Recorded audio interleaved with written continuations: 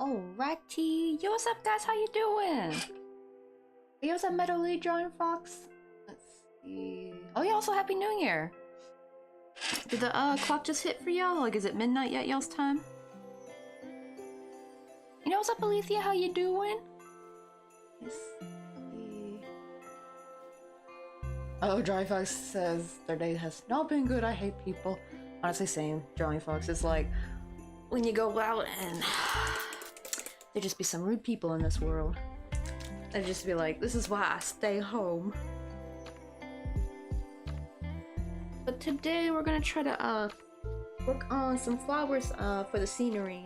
I wanted to like make some hibiscus flowers, and I looked up some images because I didn't know if it was like a bush. I think it is like, right? It's like kind of like a bush kind of plant, I think, hibiscus. But I saw some pictures where they're in like a terracotta pot, so it almost looks like a little tree. Oh, say that, yeah, Drawing Fox. Some people don't even deserve to drive. They really freaking don't. There's too many idiots in the road. And you always hear about like the worst, like, car accidents always happen on like the, you know, they always hit the nicest of people and someone was freaking drunk. Like, honestly, I don't know why they're still drunk driving these days. Like, you would think people would be smart enough to, like, you know, they see the news and they see what happens when you drink and drive. And again, there's some people who don't even need alcohol to drive bad. They just drive bad in general, even when sober. I know, right? Alicia's like going to a New Year's party. Thankfully, though, I've actually never been to a New Year's Eve party, I think. Just we've always done, like, with my family, we've just always done it at home. We would actually stay up, playing, like, Mario Kart, and actually, before we got the Wii, we had one of those, like, retro, it's like, it was Pac-Man for me, and my sister had Frogger. It's like these, like, little retro joystick games, and mine, thankfully, came with, like, more than just Pac-Man. It came with, like, Mappy, came with, Galactica, like, all those, like, little retro arcade games, and we would play that, actually, till, like, midnight. And then when we got the Wii, like, we would play, like, Wii Sports, like, Wii Tennis. Oh my god, my dad would always want to play Wii Boxing.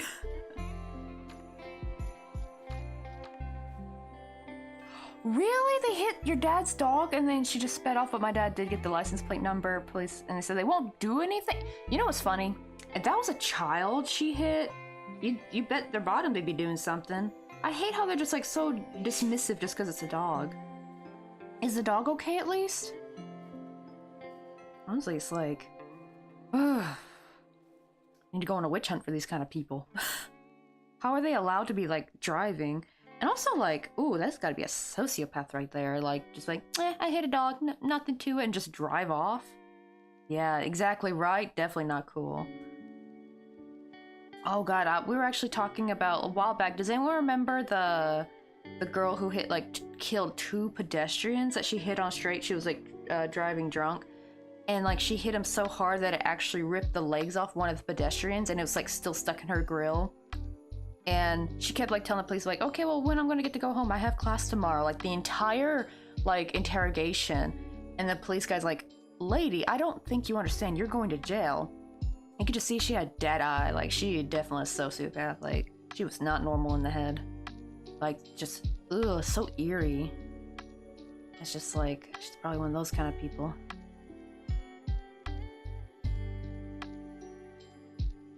Oh, thank goodness, though. Oh, that's good to hear, because sometimes some dogs are unfortunately not so lucky.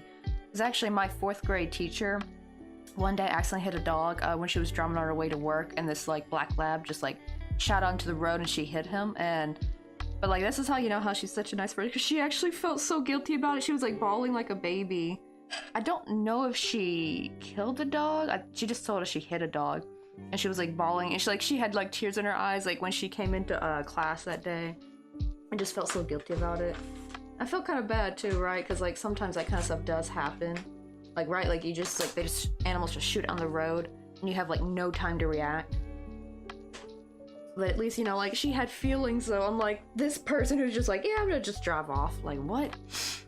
I know, they're gonna hate cars now, But yeah, definitely watch over her, though. Like, if they can, maybe take her to a clinic just to get a checkup. Because that's the problem, is sometimes they'll seem fine now, and then something will happen later. Like, you know, you never know if they have, like, internal bleeding going on. I'd still probably get checked up. Oh, and she's a pit bull? I do wonder if maybe that's why the cops don't want to do nothing. I know, like, pit bulls get such a bad rep.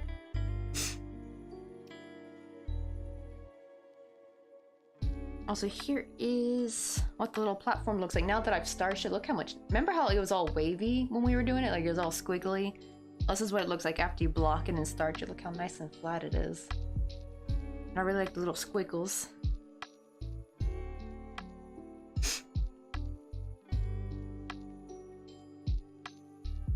And he was going through a crosswalk? So she wasn't even supposed to be going through anyway. So she could also almost hit your dad, too. Some people, I swear. Like, do they not know what a crosswalk is? You see a pedestrian in the crosswalk, you don't go through the intersection. I swear, some people don't need a license. Oh, but good thing they had one of those speed cameras. Cause like she just did like a double whammy. If you like one, if there's a pedestrian through a freaking crosswalk, you're not supposed to go. And then two, since you did go and you hit someone's animal, like you hit their pet, could have almost hit the pedestrian. It's just like, bro, like, I was like, what was she so like on the way to? Like, what was she in such a hurry? Imagine if she was in a hurry for like to get to a party or something. 'Cause it's new. Did this just happen? Like, I didn't know if she's like on her way to a New Year's Eve party. And or could be also under the influence too if she's coming back from one. That's just like, Let me see, but we're gonna try make a couple pedestrian. Not I was like hibiscus, but I was about to say pedestrian. What the heck? Got to make oh, hibiscus flowers. I found actually if I make flowers with this like green hook, they end up looking much better. Cause this weekend I took those two smaller snowflakes I did and I made them into like little phone charms. I gotta take pictures of these and add them on the coffee page. But I also made some rose earrings. I had made one rose with my regular pink hook, but I actually liked how these turned out. But I made them with the green hook. Happened at like 5 or 6. Okay, so I guess, yeah, there's no way they were like running late to a party then. And I wonder what like they were so like in a hurry for. Guess they're just impatient, because there's been some people who they're like not even in a hurry, but they're so impatient at like red lights and stuff. They're just like are very impatient people.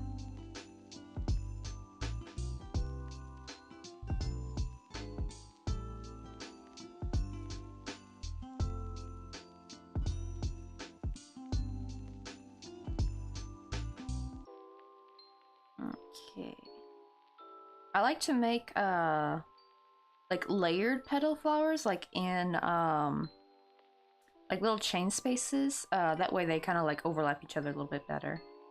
Because whenever I made them in like regular crochet stitches, they just like they didn't overlap nicely. So I found if you do them in chains, like first you like do chain 3 and slip stitch, and I'm gonna do that 5 times. Then you go back and start putting all your like doubles and trebles in there. And then like there's a little weird maneuver you gotta do though, where you pull your hook out and then you go from the back and pull your chain through there. That helps the petals look kind of layered or overlapping. Yeah, overlapping petals, I think that's what I'm going for. And that's kind of what helped get that like hibiscus look. I think there's other couple flowers I've used it for, but I forgot which ones. Let's see, 1, 2, 3, 4, 5. Good.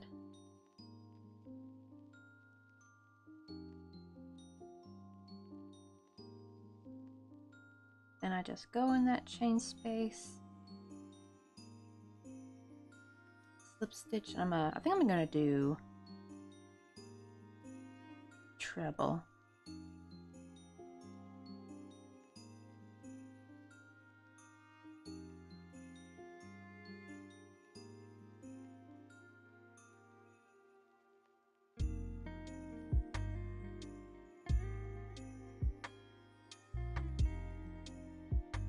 Man, I still can't believe we did a almost 15-hour stream Saturday. But at least we unlocked Ginger Island. That's what I'm happy about, honestly. And though I was like itching today to already want to play more Stardew, I'm like, no, I have to work on a commission. Man, though, what makes Stardew so addicting though? It's crazy. Like, definitely Stardew got like a chokehold on me.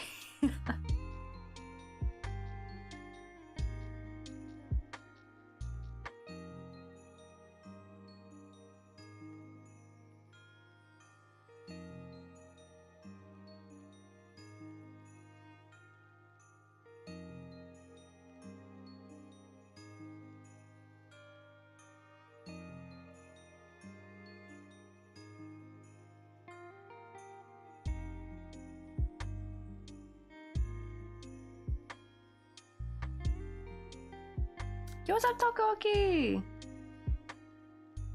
And also have, oh yeah, because it's the New Year days for you too. I know, because everyone in the West, they're like waiting on the countdown probably, or it just passed depending on the time zone. Oh man, no talking. Back on Saturday, we did a surprise gaming stream on Saturday, and I played Stardew. I played for almost 15 hours straight. It's on the YouTube. Granted, I probably would have finished a little bit sooner if I If it wasn't for Demetrius taking my damn tiger trout by accident. Oh, if you were there, you know what happened. I need to like go through and make like a little timestamp so that way people can find that exact scene. We had spent all like the past couple of Stardew days fishing, trying to get that damn tiger trout. And I finally caught it, and like an idiot, I was holding it in my hand while walking to the community center. And I went to go walk through the door, and Demetrius walked right in front of me while I was like right-clicking to open the door, so it gifted it to him. And I was so mad. I was like, no!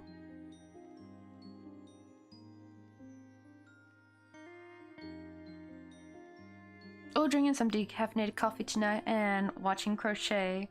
I need the calming. Exactly right. Like whenever. Wait, why not show a picture of her? But I don't know where to post it. Oh, do you mean at the your dad's pit bull? Oh, we have a little pets. What do you call it? We have a little pet channel. Should be in. I think it's in the chatting category, I believe. Where's my mouse at? Oh shoot! I forgot to hit my go live thingy on Discord. See? Let me hit enter.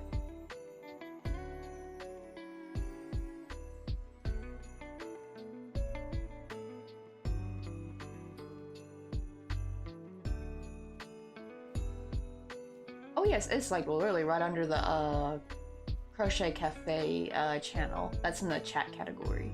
Oh, also I need to give Flutterbite a shout out. Now that people have come in.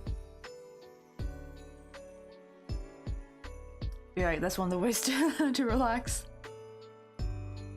I guess, I don't know if this would be considered, it's not considered decaf coffee mix, but it doesn't have very much caffeine in it though. I really need to clean the espresso machine though. I've been meaning to do it, but I've been putting it off for so long. Let's see, how does that look?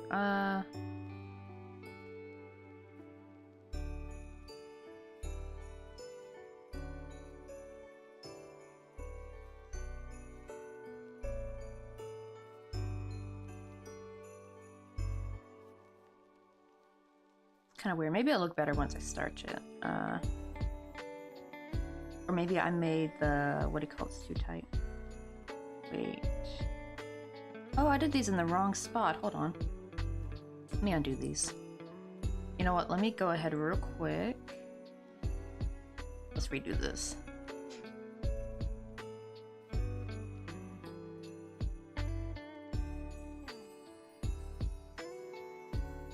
Wait, let me see. So it's just her looking sad. Oh, poor baby.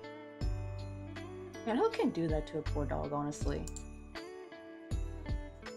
Wait, let me... Gotta switch to pets. It was on Discord Thursday. Oh, wait, hold on, I gotta zoom out. There we go. Hold on. There we go. Oh, poor baby, yeah. But yeah, I hope she's okay though. Hopefully, like, there's no internal problems that y'all can't just see yet, kind of thing. Like, definitely keep a close eye on her. Oh, it still won't let me. I don't know why it won't let me, like, show the whole picture. But man, people are jerks though. I mean, who can just hit a dog and be like, totally like, oh, nothing. Just go about your day. Like, what? Like, no, Susan, that's not how the world works. You can't be just hitting pets and people in crosswalks and just like think you're gonna go away scot-free. No, there's consequences. That girl needs to be like the girl who hit your dad's poor dog. She need to be in her find out era. Your actions. I'm thinking of like what was that meme of the boy screaming, "Your actions have consequences," or is that a Vine? I think that was a Vine. When are you gonna learn your actions have consequences? It's like that, like, middle school kids screaming that. I think they were like mocking their mom, probably. But as long as it's true, they do. Your actions do indeed have consequences.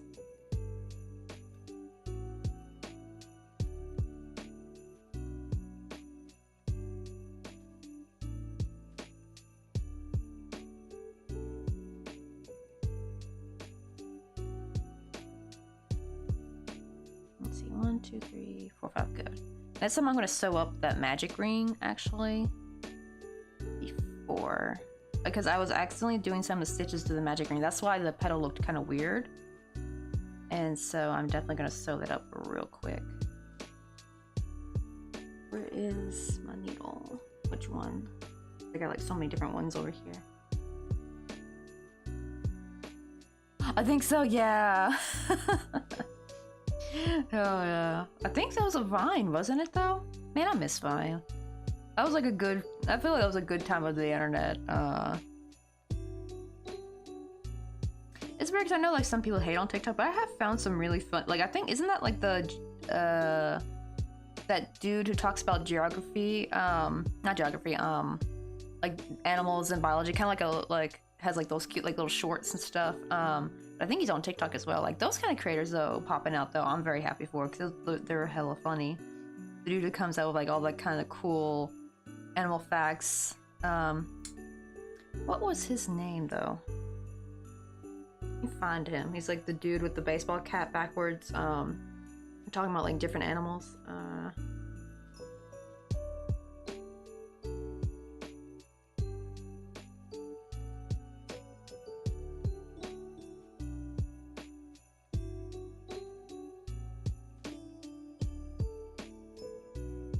Oh, Casual Geographic, this guy. Yeah, I just put in TikTok animal guy. But yeah, this guy is hilarious though. Like I like creators like this that come out in the TikTok area, you know? Like these dudes, they're so funny. Not to mention also it's kind of educational too. Oh my god, the penguin one. I love this dude though, he is funny.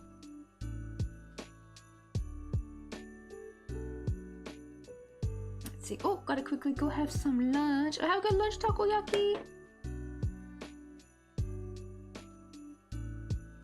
Oh yeah, funny thing guys, we ordered pizza last night for our New Year's meal, and oh my god, when we got the pizza, I don't know how fast that driver was going, but that pizza was smushed and sloshed around, like it was just, oh, that poor pizza. I mean, it tastes fine, but like, it was just all, like, you know, it looked like the dude was just like going up a million miles an hour, like that pizza was just, had been sloshed around the box, it was crazy.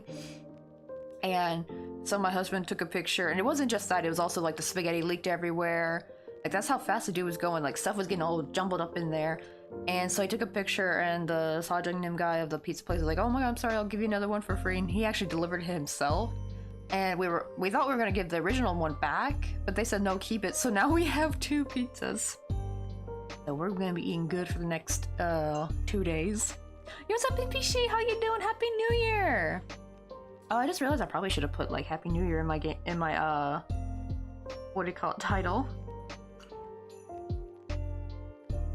Oh well, I feel too lazy to change it. Because technically it's like already the New Year day for me. It's already 3.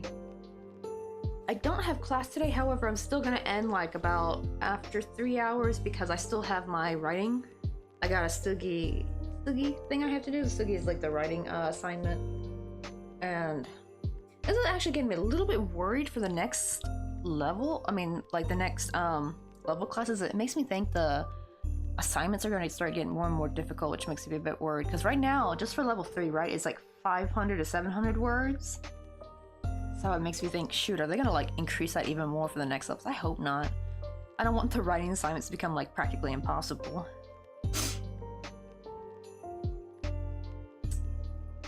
Okay, but we're making some little hibiscus flowers. I just kind of messed up the first one.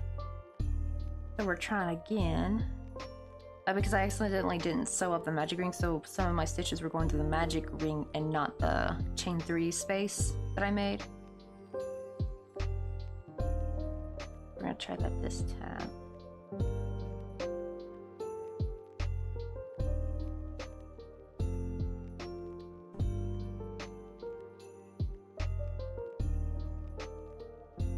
Sup?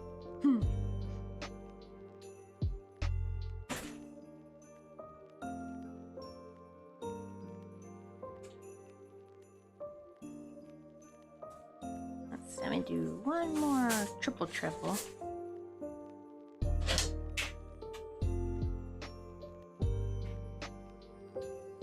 Oops, I accidentally made that one a bit too loose at the top.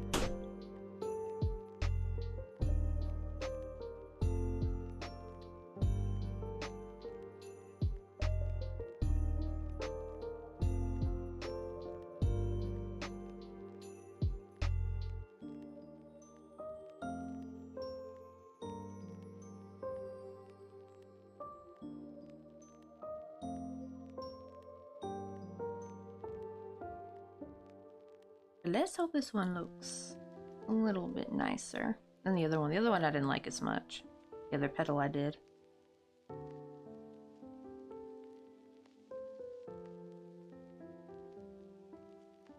Maybe we can grab some coffee? You wanna go get some coffee with me? Yosa CPT Shiggles. What a name. But welcome on in.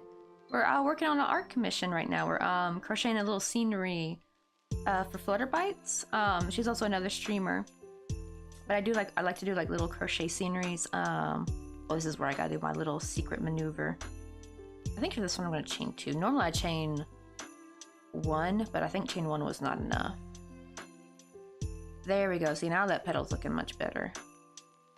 So I guess I messed it up earlier. But what I do is after I chain 2, see, what I'm gonna do is I'm gonna go back into that chain 3 space and then grab my loop. That kind of drags my chain 2 I just did behind the petal. And then I'm just gonna chain 3 from here. And then do my next treble crochet in the next chain 3 space. And that's what helps give like the petals that overlapping kind of look. Which is really good if you're like doing hibiscus flowers, pinwheel flowers, like that kind of stuff.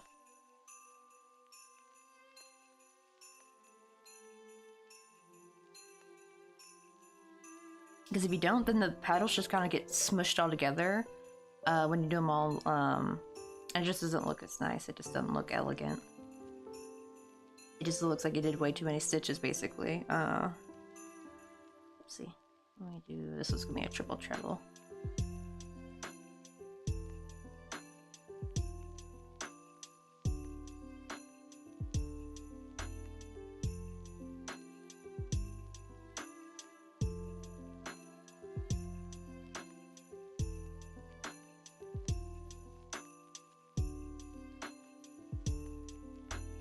See, after I do this petal, I'll show you one of my little sceneries I got on hand.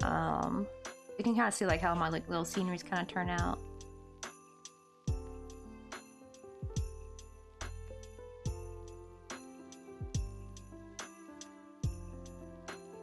Oh, there we go. That accidentally went right through the middle of my string. We don't want that.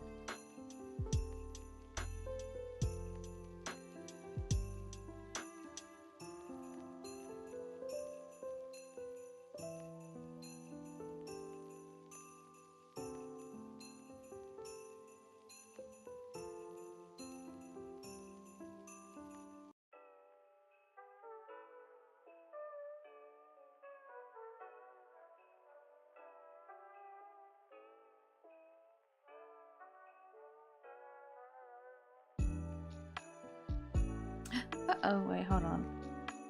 Did I go on the wrong chains? Oh, I did. No, I went in the wrong chain space. Because that's the problem is I keep forgetting that sometimes those chain 3 spaces get really smushed after you do the first petal, so it's kind of hard to see the very next one. Oh, I made my little rookie mistake. But let me show you real quick.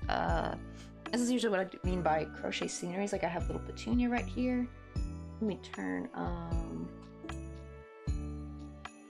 what do you call it? Where's my camera? Controls. I gotta turn the thing up to max. You guys can see that a bit better. This is petunia, it's a little crochet scenery. Our little bunny. There's a little bunny eating some carrots, and she's got like a little wash tub. I try to make it look galvanized by stippling like white speckled like watercolor on it. I don't know, it doesn't really look very galvanized though, but oh well, I tried. It's kind of hard.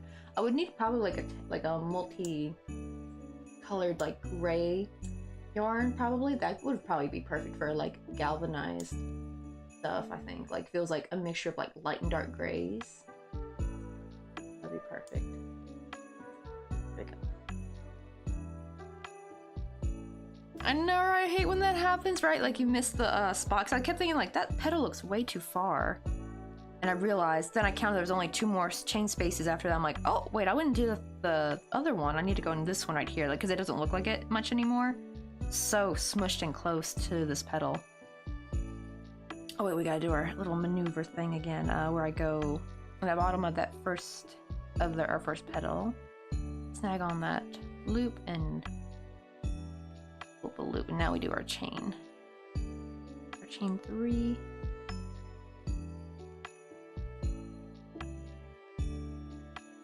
Okay, there it is right here. There we go.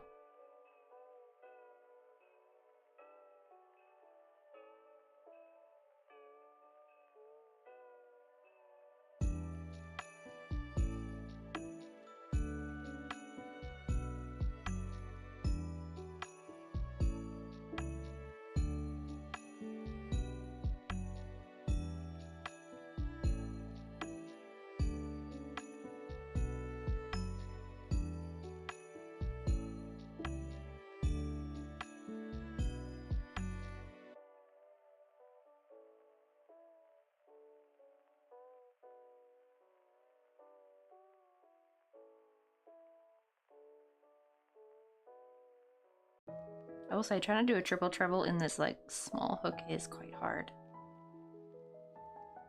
It keeps like wanting to cut through the string, and it's like driving me batty.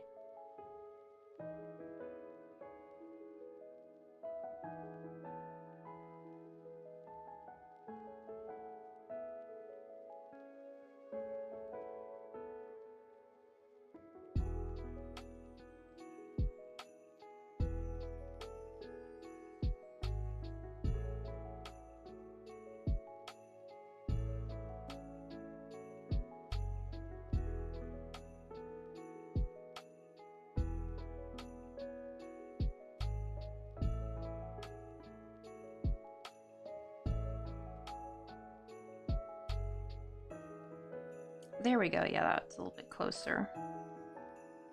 I don't know if you can tell. Wait, let me put it back on max.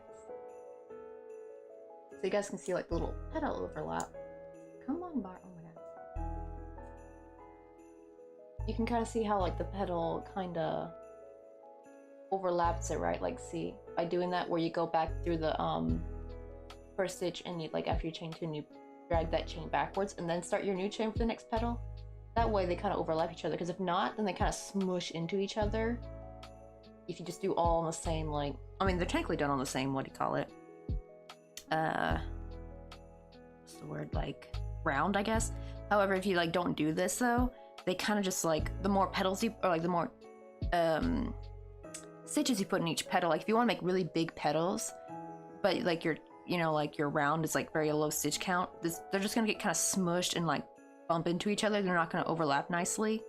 But if you do this like cool technique, I learned it from like this pinwheel flower tutorial on YouTube, and it's like this, so that way they nicely overlap each other instead of being like, this is what they would normally look like. They would normally look smushed if you didn't do that like this. But yeah, they look nicer when they're overlapping, because then it looks like an actual hibiscus flower. Wait, come on. There we go. Let me get back on. 41. 41 seems to be like the sweet spot. Really? Oh, what's that? Oh, I'll show it to you in a second. I don't know how well you can see from here though, but after I just finished my petal, right? I just chained 2, and what I'm gonna do is I took my hook off, right? And I'm gonna insert at the bottom of the petal I just did. And I'm gonna grab that loop, and you want to pull it taut so you can pull it through. I'm gonna pull that through, so you have like a bar going in the back, like where that chain, and then you chain 3 from here, or however many you chain for your next petal. Then you chain, then you get ready to do your next stitch. Then you put in the next chain space, or next stitch, wherever you work your petal in. Oh, I hope that's the chain 3 space. Okay, yeah, I think it is. Let me make sure, because last time I accidentally put it in the wrong one.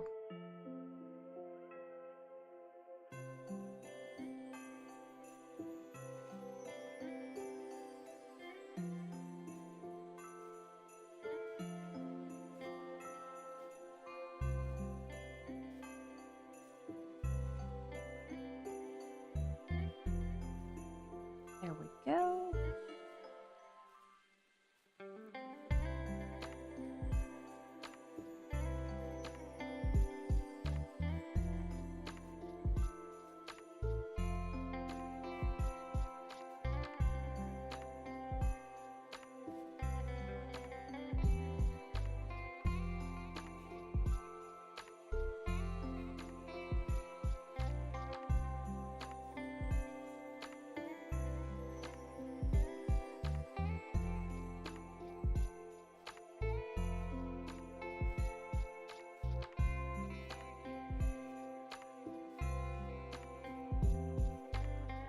Yeah, it definitely gets harder near the end because you have like so many stitches, like pushing on those those like last remaining chain spaces.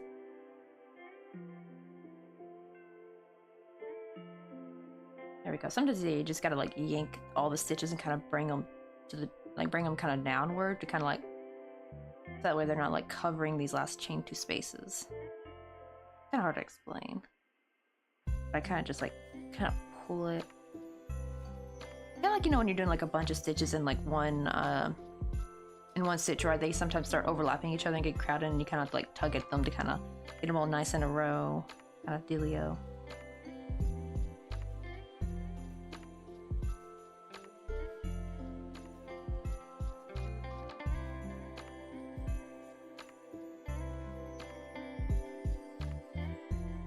Oh, I think I messed this one up. Hold on.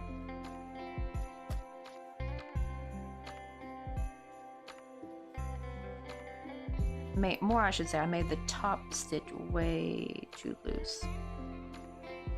There we go. That's better.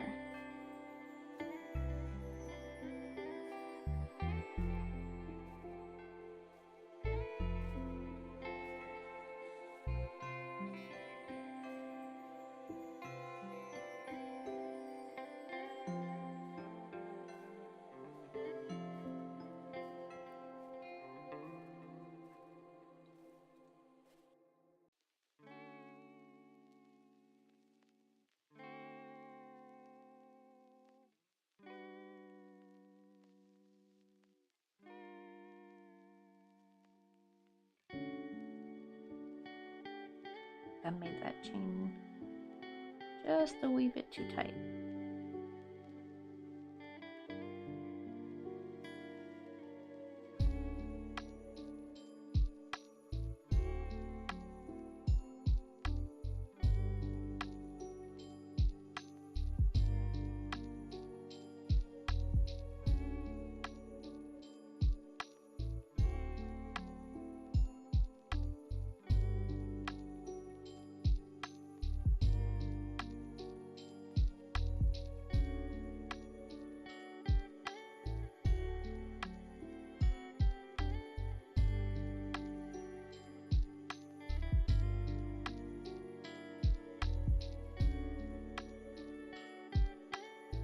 Okay, I think for the next flower, I'm definitely gonna do chain 4 spaces instead of 3.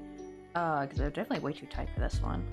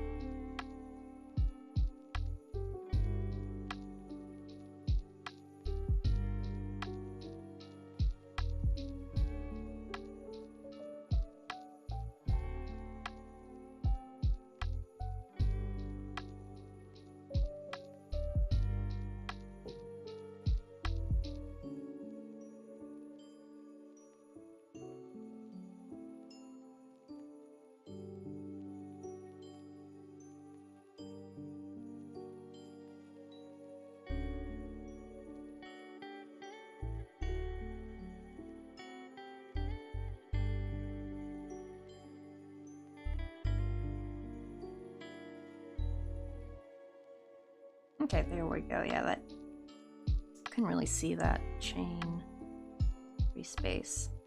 I'm definitely gonna make the spaces larger for the next flower. Make things a little bit easier for me.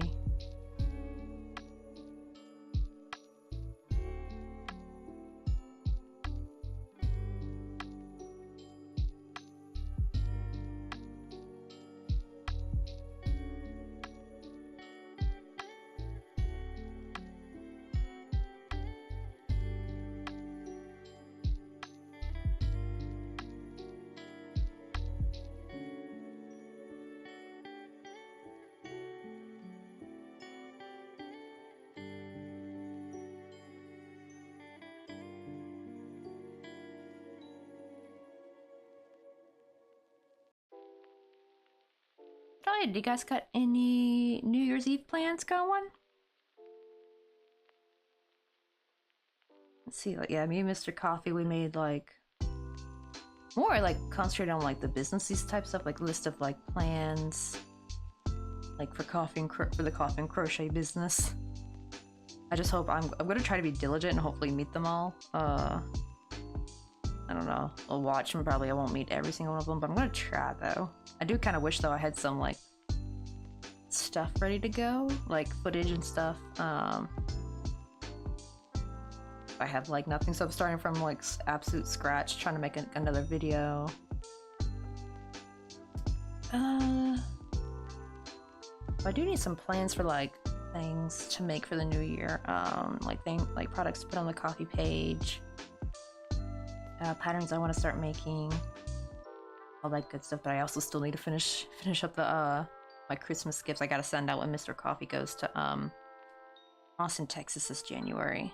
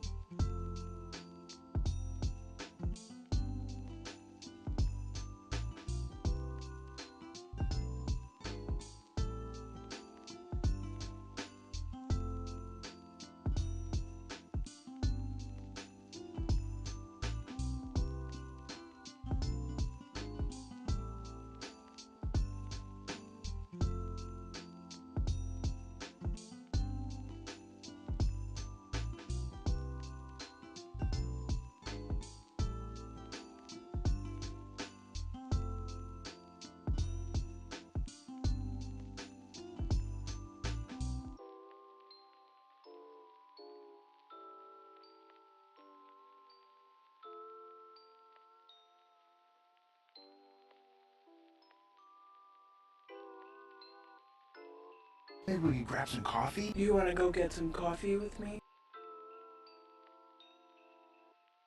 Yo, welcome in, Katie Poochie. How you doing? We're just trying to make some little hibiscus flowers for Flutterbite's commission. I am thinking I might have to actually make these with thread now that I'm thinking about it, because these are going to turn out quite big. I still have one more petal to do as well.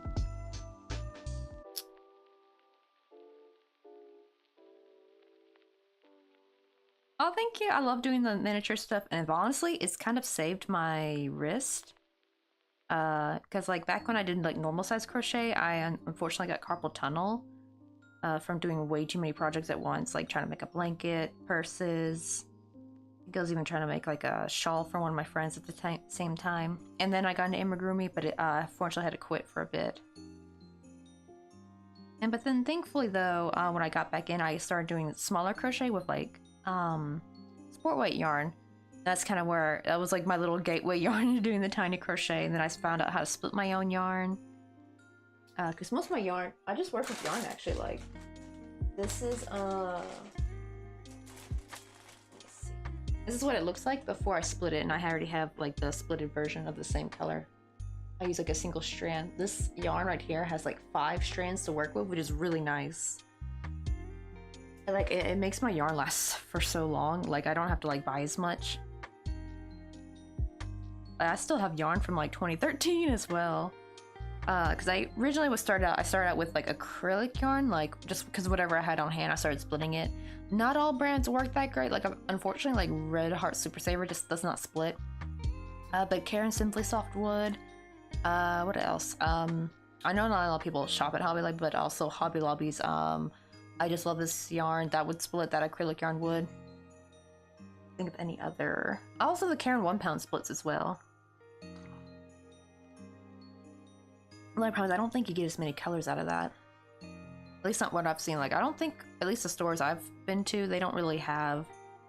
I think they would have like black and white and maybe one other color, and that's about it.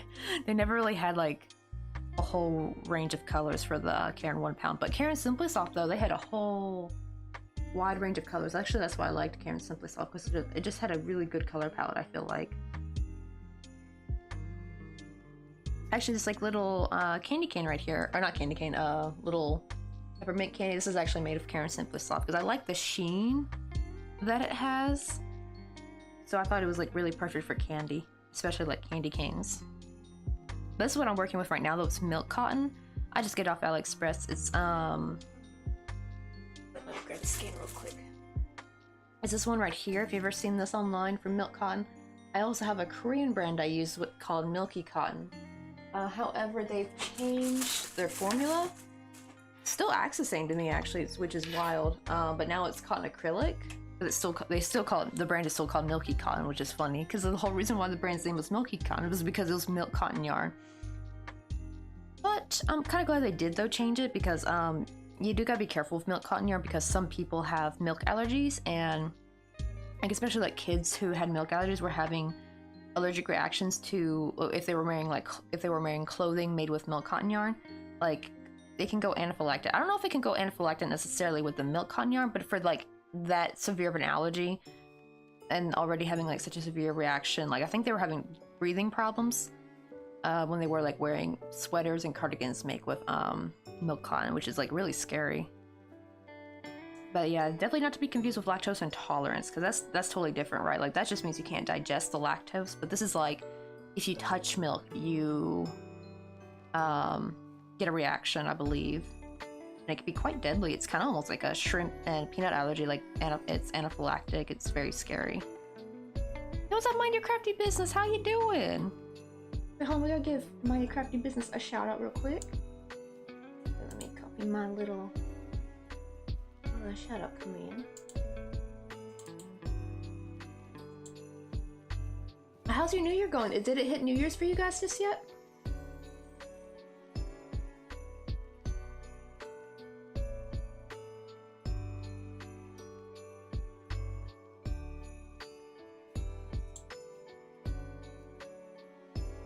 Oh, so not just yet. So yeah, you guys are still waiting for midnight to hit. I know, I'm just waiting for midnight so I can go to bed. True. It was actually funny because like last night at like around 9, I almost thought like, I think I'm just gonna go to bed. I totally forgot it was New Year's, and then my husband was playing, he turned on the TV to like the news, and I saw like the like little countdown, or like not the countdown, but you know, like where they had like the events and stuff for New Year's, and I was like, it hit me like, oh, it's New Year's Eve, oh crap. I was so out of it though, because like I did an almost 15-hour stream on Saturday from playing Stardew. Oh my god, the addiction is back in full swing. I was so tempted to want to play it again today, but I'm like, no, we gotta do a crochet stream. I need to work on Flutterbite's commission. But yeah, it's like, oh, I wish there was like a way you can do yarn in Stardew. I think we can only just make cloth right now, unless, oh well, I've been told though I have not unlocked everything, so maybe you can make yarn in Stardew. That would be kind of cute. I just know we just make regular cloth, or fabric. Like when you shear your sheep and like put it on the spinning wheel thingy. What's up, Brandy? How you doing? Let me see. Central time, so yes, 28 minutes ago. Yo, yeah. Oh yeah. My hometown's in the Central, because I'm from Memphis, Tennessee. And so yeah, that means that's probably past New Year's for my family.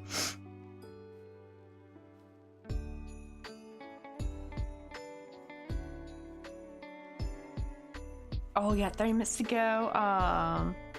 Yeah, we got to raid Pig Stitch, because I almost never get to raid him because you saw how early it was. Like it was super early for me, or technically late. It was like I think about 5:30 when I raided him. And what do you call it?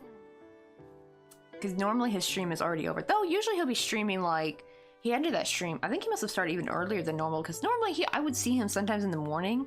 Before I start my stream, like when I'm getting things ready, he'll be like at the tail end of his stream. That's like around like 10 or 11 o'clock. But yeah, I was like super surprised he was on that early. I guess it's like more his afternoon or morning for him.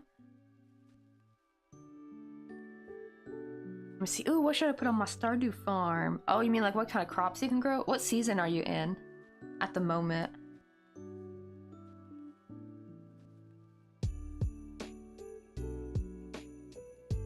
I'm also addicted to start a brand new farm on my phone. Well, actually, I just realized I would have to start a new a new farm because I realized this farm I was working on is on this phone, my old phone.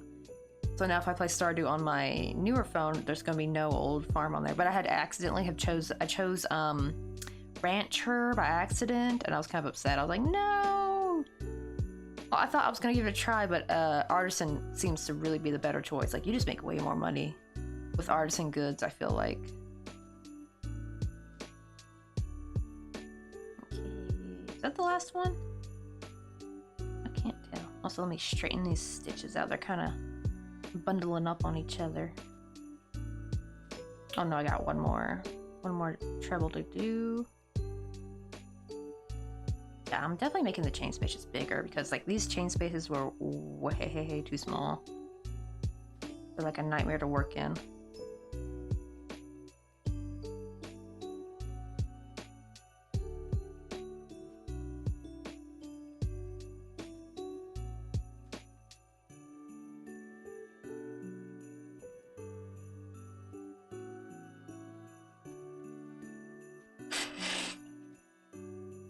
Oh, the farm. Oh, Riverlands or Forest? Let's see. I think I've done a Riverlands one. I think I deleted that farm though. I just kind of like picked it just to kind of see what it looked like. So there's like a river kind of winding through your farm. It's kind of nice. It does kind of make it hard to like build bigger things, I think. Like the spot for your animals and things. But it looks cool though for farming. Like it kind of layers it in a way. But I haven't tried the forest yet though. I kind of want to. I know there's like a haunted forest too, right? I think I want to try that. Okay, there we go. I'm gonna show how this looks on stream real quick so you guys can see the layers. This is the magic of doing my little maneuver I did. I call it the secret tunnel. Maneuver because you have to go back through the bottom of your chain 3-stitch at the bottom of the petal. So it's kind of like you're going through a tunnel, and I'm like thinking of Avatar, so I call it the secret tunnel maneuver because I don't know what name to call this thing. See how they're nice and layered? Oh wait, this one's supposed to be, yeah, like that. That way they're kind of like perfectly layering around. That kind of thing. Instead of, because like normally they'd be kind of like this, it'd be kind of like smushed together, but now that we did that thing, they can kind of be nice and layered. Look like an actual proper hibiscus. Let me show it a little bit closer. A little bit too bright. There we go. Let me put it back on normal. Let's see. Oh wait, what farm was co-op? Oh, that was the 4 squares, I think, or 4 corners. Yeah, that was the 4 corners one. That one gets you like kind of like the best of everything. You get like the little mining spot. You get like a little, what do you call it? You get like more watering spots. Oh, and you get like a little pond you can fish from. I think in the original standard map, there's like no spot for you to fish really. Or I mean, you can technically fish in it, but you just keep getting nothing but what do you call it? Trash. Like you get no fish from it. Oh, the rivers one though, it's good for fishing. Alright, I'm gonna head out now, but have a good rest of your day. You too, Metal Lee. And thanks for stopping by, and also have a happy new year. Glad you got to see the first little hibiscus. Now I just gotta decorate it. Gotta make the, I forgot what it's called. The like middle thingy. I keep telling myself to learn flower, what do you call it? Terminology, but I never do. Oh, I remember sepal though. That's like the little green part that goes at the bottom of your flower.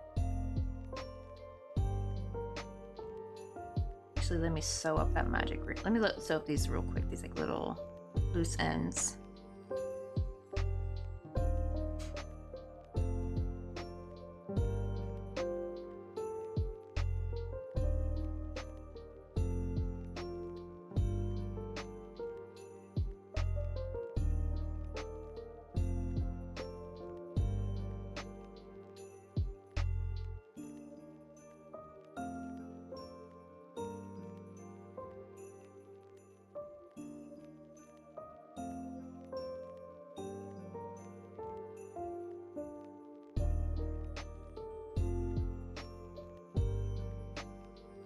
Maybe we can grab some coffee? Do you want to go get some coffee with me?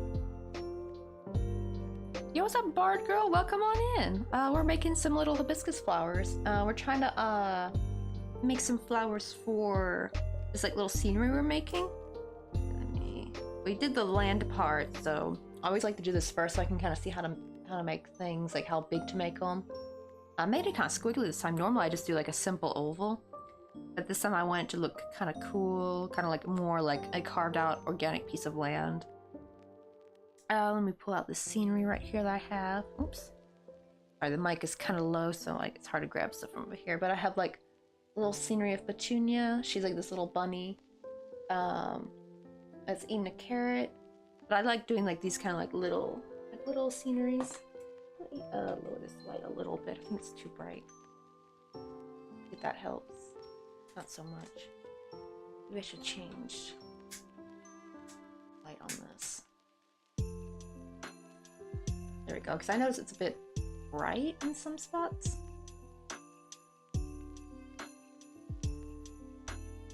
Maybe I have this up too bright. There we go. Hopefully that helps a bit.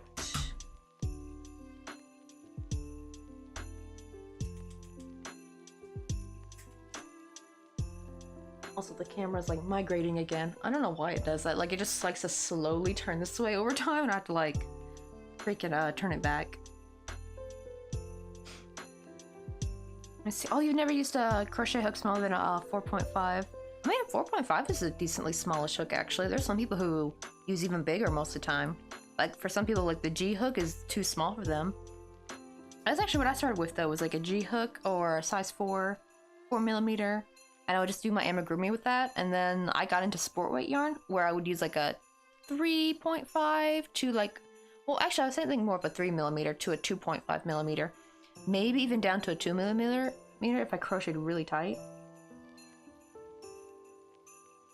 And that's what got me into the tiny crochet, because then I also started splitting my yarn, because this is yarn, by the way, this is not thread. I have crocheted with thread before. So here's what it'll show. This is the same flower pattern, except for I did a leaf on this one, but this is the size difference between my splitted yarn and actual thread. You can see how tiny it turned out, though it's the same flower pattern I used. My little like tiny just basic rose pattern.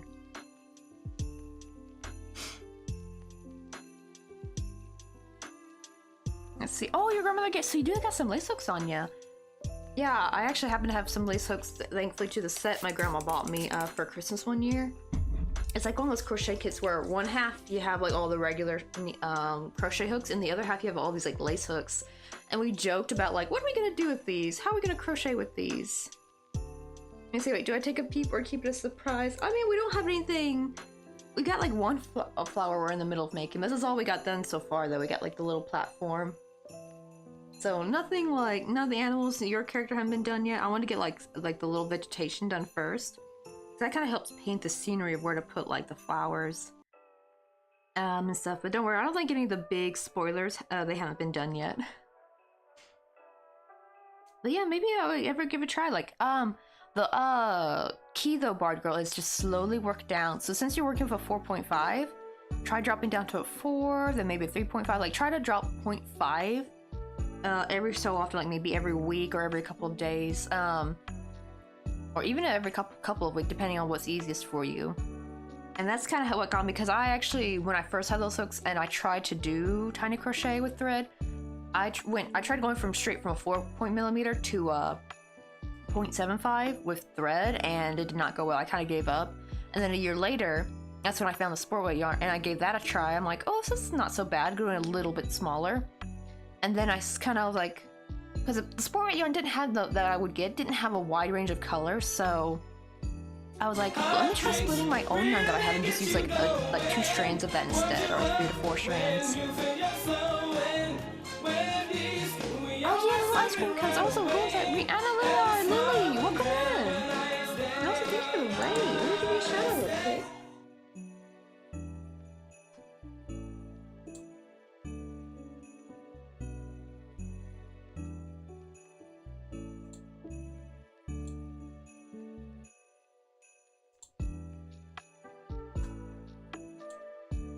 How you guys doing? What are you guys doing in your stream today? I think I have those ice cream earrings around here somewhere. Got like a big bin of like all my like little tiny things. I think they're in here.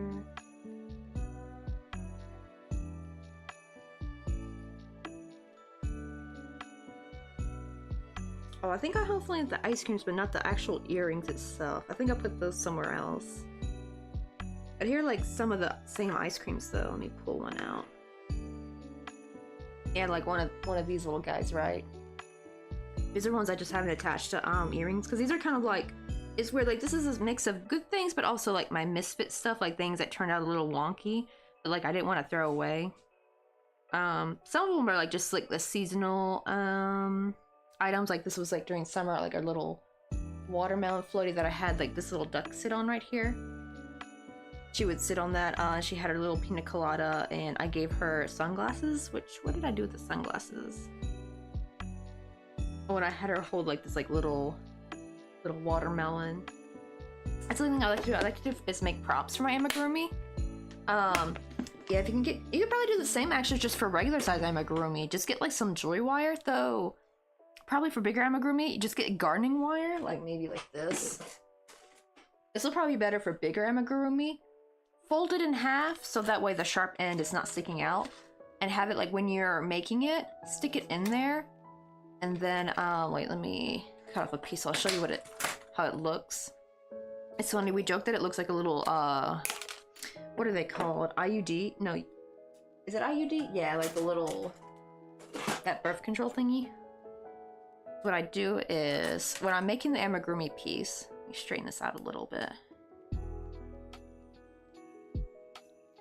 Is I like to fold it in half because I want the smooth piece, the smooth bent piece, to go through the amigurumi stitch, because like the sharp pieces that are cut will just like snag on the yarn. So right, you'll have it like bent like this, and then I like to bend one side and then bend the other one. And I go through the amigurumi while I'm in the middle of making it, stick this out from the inside out, so this part's sticking outward and this is on the inside. And I put a little bit of hot glue. And I also cut these short, like I would cut it, like not too short, but long enough that it's not ruining the amigurumi piece. Like cut it like kind of short so it can't go through the stitch after you glue it. And that way you can like stick this through your amigurumi so they can hold something. And it just goes through one of the stitches. Like her, this is how she's like holding, see like that like little, what do you call it? I can't really see very well, but that little piece of wire's coming out from the inside. I just stick that right in her little wing. And same goes for like hats too. Just like stick that right up in there in the hats and glue it in. And you can have them like wear little hats and stuff.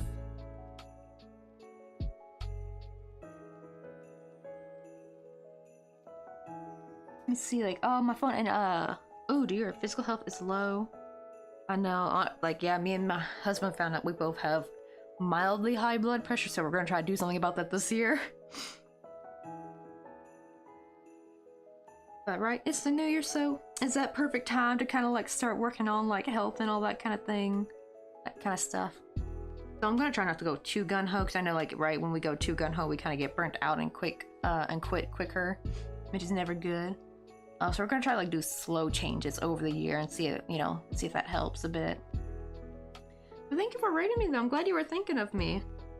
I know it's like, I actually was surprised how many people would be on, because I thought most people would probably be at like parties and stuff today. Then again, I know it's like, I've never really liked the party scene though. Growing up, I always wanted to like just be home and be crafting. That's more my speed of things. Let me see, where'd my, I want my big needle for this one, I think. We're gonna add the little, whatchamacallit, I don't know what you call it, but you know the thing that sticks out of, little horn piece that sticks out of an hibiscus flower? We're gonna make that real quick. Oh, actually, I should probably double up the yarn. So I'll just fold it in half instead of cutting a new piece. That usually is quicker.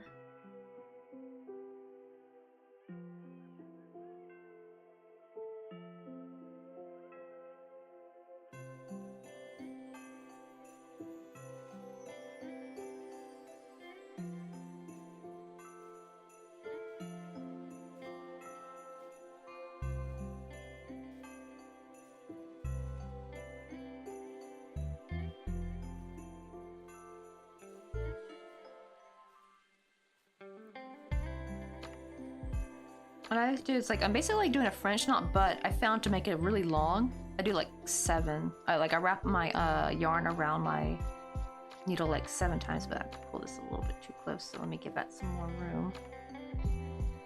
So that's 1, 2, 3, 4, 5, 6, 7. I'm gonna go back in that stitch. Before I do, I'm gonna kind of tug at that string right there to kind of tighten up the knot. Shoot, the only problem with this needle though is that the needle head is kind of big, so it's kind of hard to pull through. You get some pliers to kind of help.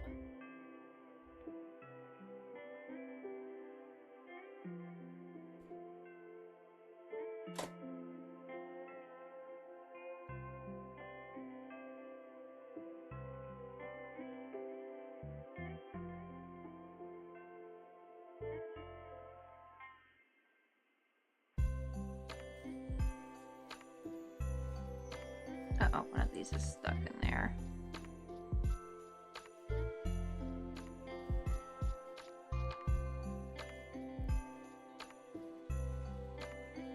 There we go.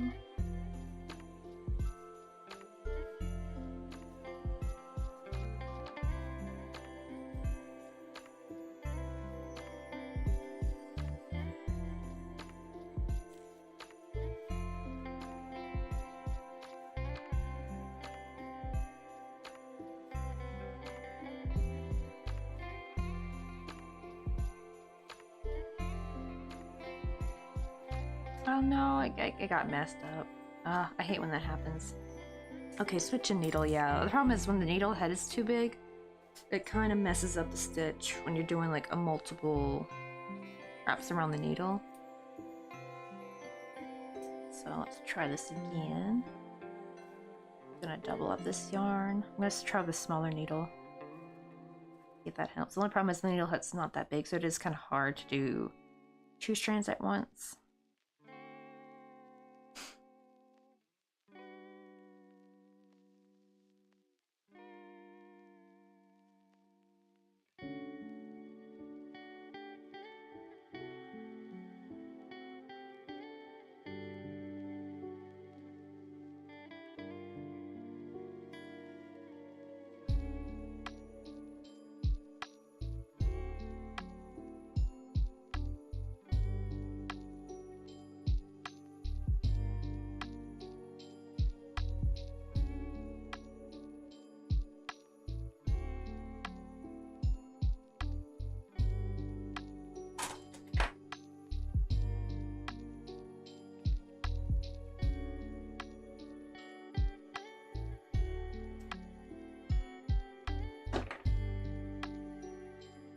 Ah, there we go, finally.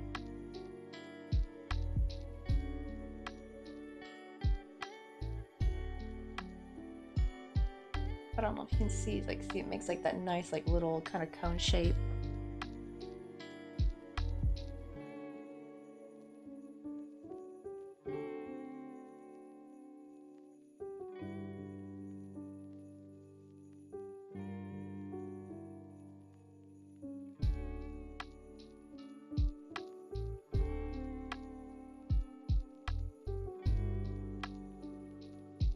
Alright, got to go. Oh yeah, because it's probably like super late your time. Did it already pass for New Year's for you? I know like some people are still waiting for the New Year's to pass in certain time zones. But for like me and other people, like it's already New Year's Day or it just became New Year's Day.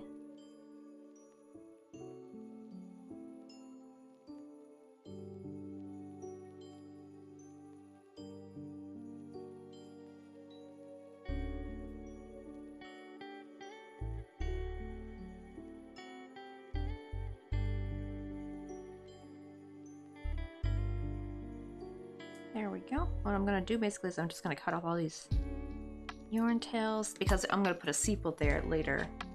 There's just like the little bit of green that's before it attaches to the stem. So I'm just gonna seal that in with a little bit of glue.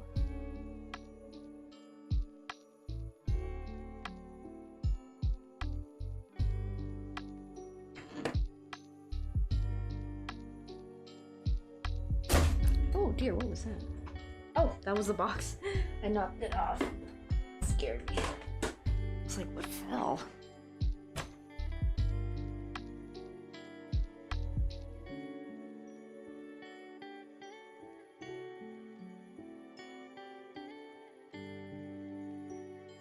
There we go, we got one little hibiscus.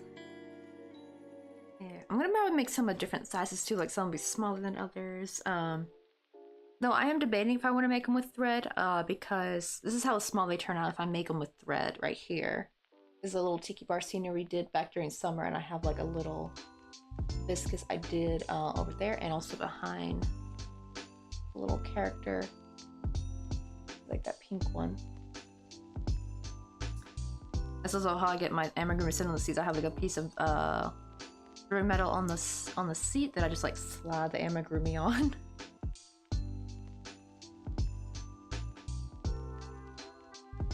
Yeah, that does look kind of big though. It's not much bigger than I thought it would. Then let me try maybe. To be fair, I did do treble and triple treble, so let's try doing a smaller one and see how that goes. The problem is that if I work with thread, you guys probably wouldn't really be able to see much of what I was doing. But at least you can guys kind of see what I'm doing when I'm working with the yarn. Wait, hold on, let me get... They cut our failed French knot. And at least put the scraps away. I'll throw that knotted part away. Alright, let's try making a smaller one. See if I can make it a bit smaller. No, to be fair, making the flowers though with thread's not so bad. That's actually kind of what I mostly kind of stick to with the thread, is making flowers. Because the amigurumi is actually kind of hard. Because there's not much to hold on to. But, what do you call it though? Flowers, since they're flat, they kind of quickly get bigger in size, so you got something you can kind of hold on to while you work on the other petals.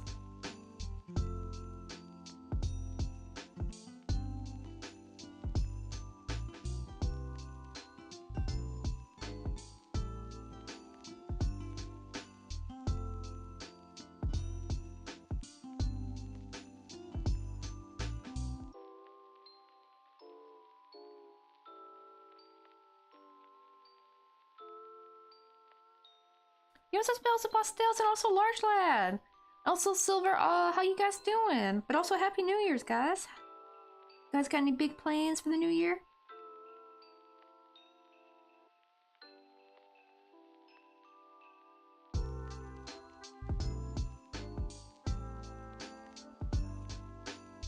Okay, good, I got 5 right there.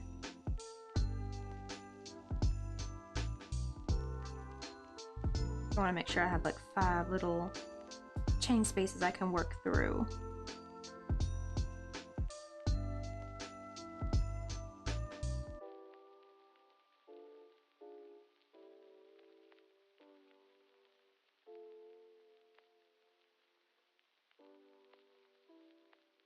Yo, what's up, Sky Kitten? How you doing? I'm just dancing in my office properly drunk on soju. Ooh, wait, are you just drinking regular soju? Or are you having like a soju cocktail? Or do you get like the soju that has like the different flavors? It's funny because I never see the flavor ones really here that much, but I saw them all the time in America. I want to try the strawberry one. But all I ever see here is like grape and grapefruit and peach, and I'm like, those are the ones I don't want. I don't want grapefruit, I don't want peach, I want strawberry or pineapple. I think I have tried the pineapple one in America though, it was pretty good.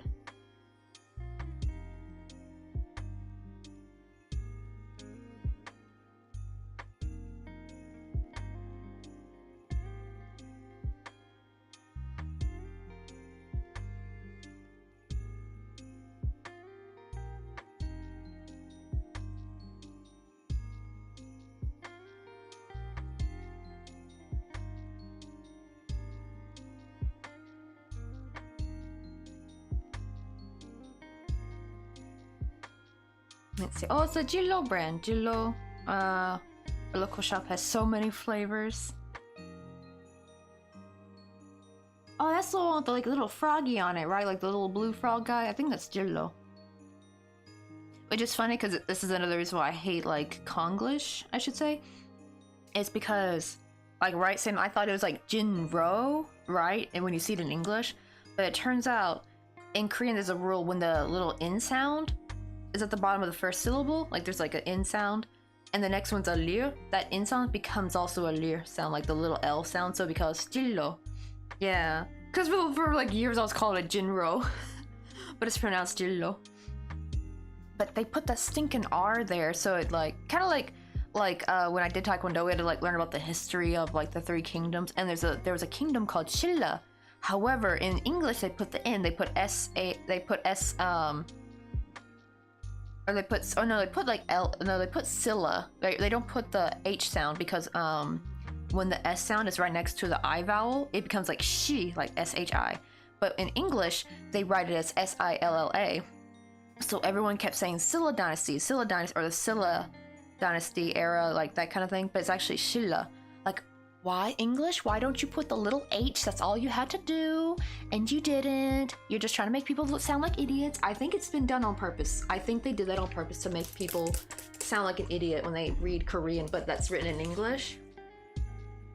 And it just drives me bonkers. Because it's just like, all you had to do was put a damn H. That's all you had to do. Is that too hard to do? Be like, whoever made Konglish just did not know what they were doing. Or they did know what they were doing and are just like sitting by snickering, probably. Right, it is confusing. There's still some combinations that I don't know yet that our teacher was teaching us. Apparently, like, it's like, so there's a ramen called Jin Ramen, right? Technically, it should be like Jin Ramen, right? Because of the Neon Lear, like, little combo rule. Well, it turns out, if it's the name of something, then the rule doesn't apply, because the name of the ramen is Jin, right? So then it becomes Jin Ramen and not Jin Ramen. Like, you don't make it an L sound. So I think that's the only time it applies is if it's the name of something. Because then, yeah, if you do it like that, then the name changes and then people can't, like, recognize the product properly. So yeah, they like, that's the only time it doesn't apply. If it's the name of something or like a name of a product, I guess, or maybe a person. Be like, love and soju. I gotta be careful though, because apparently too much drinking is not, my stomach does not like, I'll like get like super acidic the next day and I'll just be super uncomfortable. And I'll have like acid reflux. It's never fun for me, unfortunately. Like, I swear my body's like an old lady's. Like, the one time I do try to I try to get into like the party scene. Not party scene, I should say club scene, I guess, the one time when I went to Korea. Found out very quickly that my body treats me like an old lady and just can't handle alcohol very well, unfortunately. I do wonder if it's like genetic, maybe, because my mom could never really handle alcohol. She said it just made her sick. The funny thing is, we never got like a typical hangover. Like, we don't get like the headache and stuff. We just like get really acidic and nauseous the next day, and we feel like we're coming down with a flu, basically.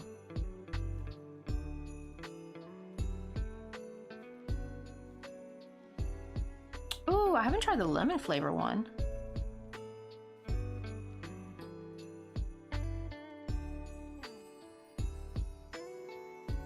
Oh, I got excited when our store had them and I grabbed a bottle and didn't even ask if I could have one. I mean, heck, when they come with all the new flavors, you gotta grab them while you can before they sell out.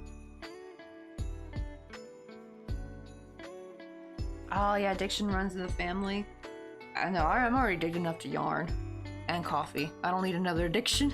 Well, I guess that's the good thing actually about me, like, feeling like crap when I drink, is that it does keep me from becoming addicted to it, because I know I'm just gonna feel like absolute crap.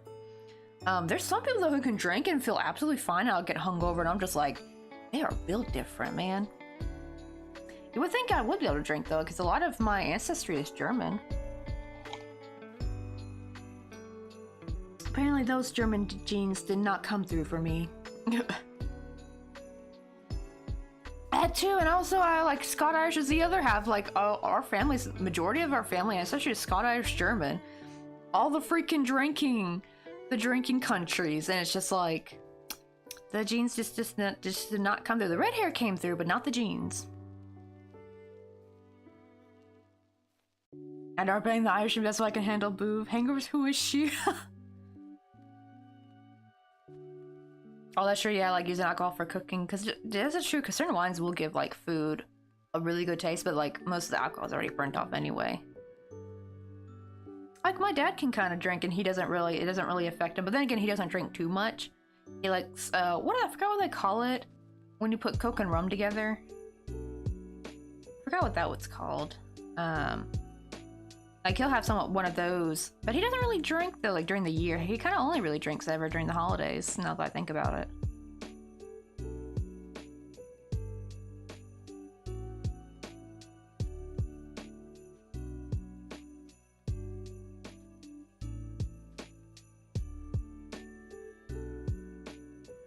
But the one addiction me and my mom, we both have though, I wonder if this runs in the family, but we're definitely sugar addicts. We love sugar. We got a sweet tooth, which is not good for us, unfortunately.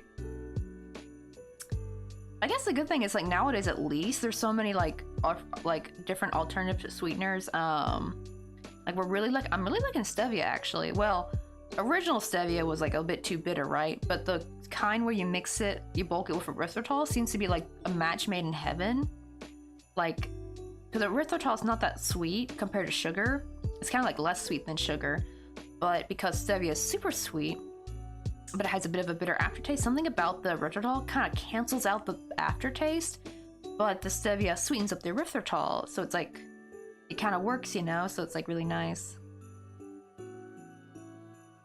And it finally became affordable in Korea too. Before, it was like you get a little tiny baggie for like $8, and it was like a small bag, like this big, which was crazy. I'm like, that's too little. But now they actually have like a half kilogram, like 500-gram bag now for, I think it was like $6 or $7. So it's finally like affordable now.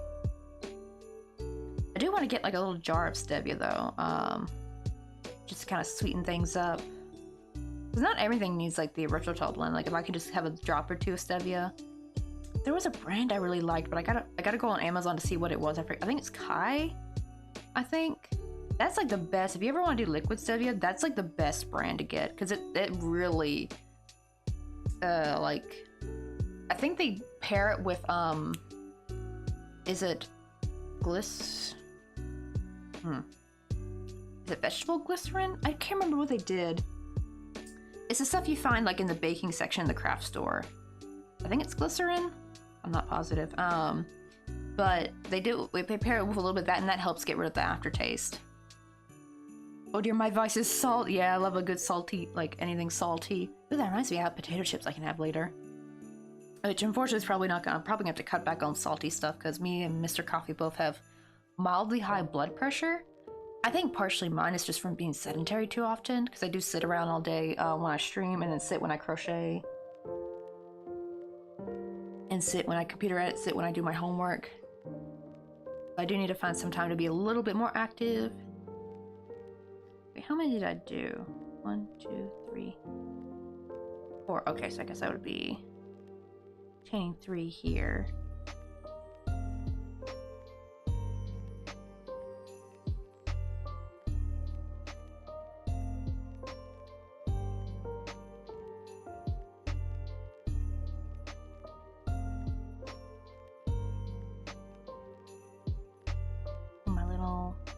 Maneuver thing to get the chain to come out from the other side.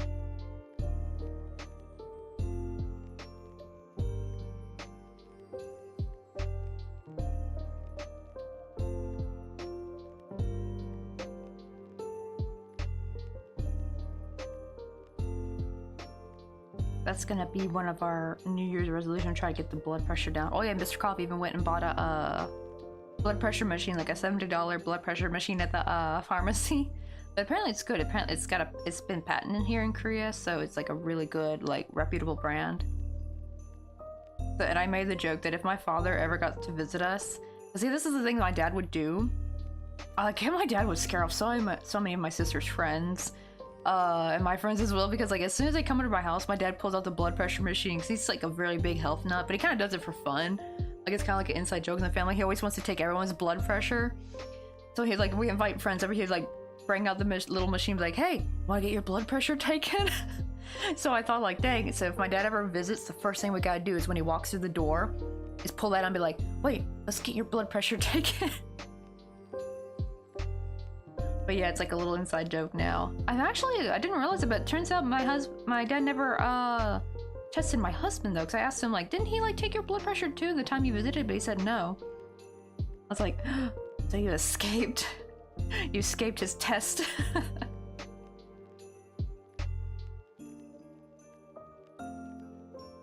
But so now I'm trying to drink lots of hibiscus tea, which I actually really like. It's really good.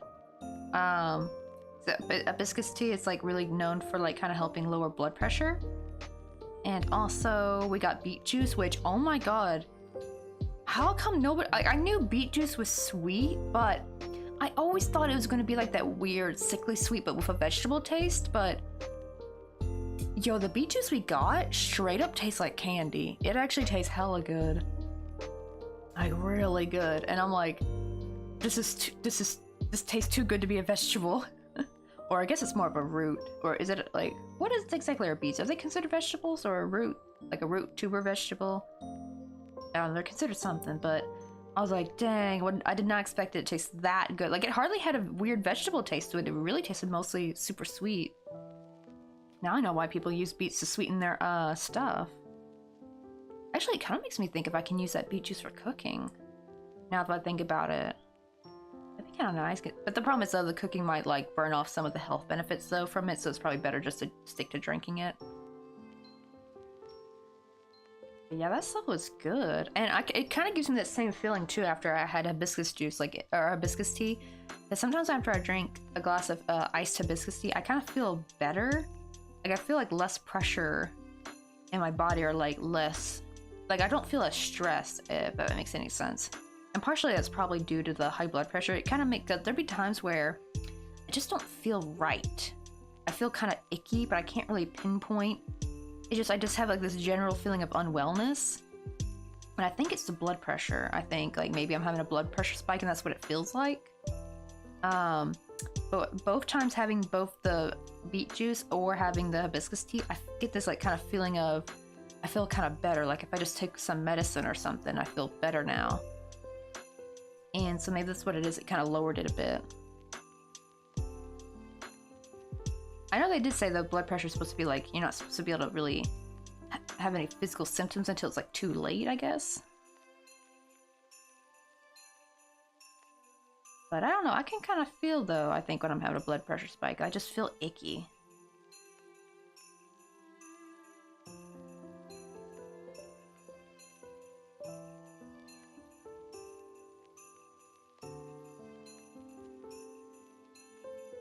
Oh yeah, definitely chaining 4 was much better. Like, it gives that, like, little more wiggle room for the pedals. How many did I do? I gotta do one more. One more treble.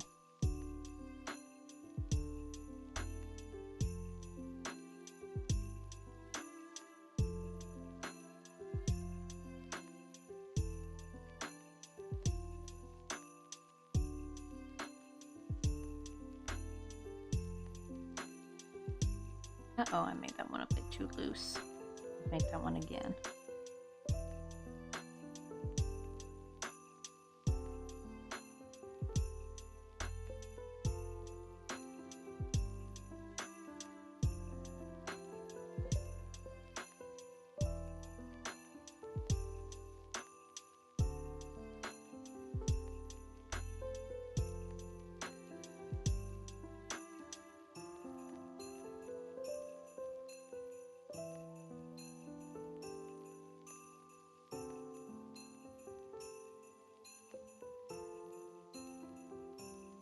Okay, first things first, gotta sew up that yarn, that little middle ring, or the magic ring yarn tail.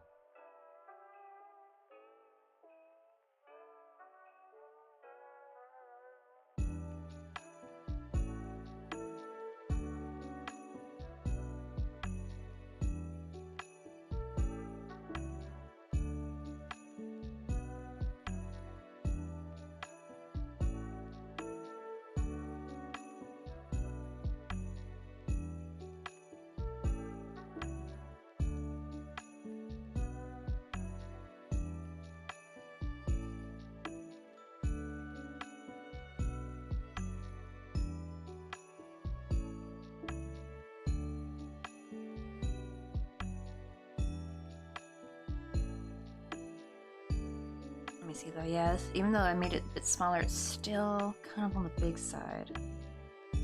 Actually, I think this is how I made them for when I did the earrings. I like this small. Let me see. Yeah, I think I might need to pull out the thread. But they weren't so bad though to do with thread though. They were pretty easy. Let me pull out my 0.6 millimeter. Okay, well let's scrap all this yarn real quick and try to get like similar colors but in the thread.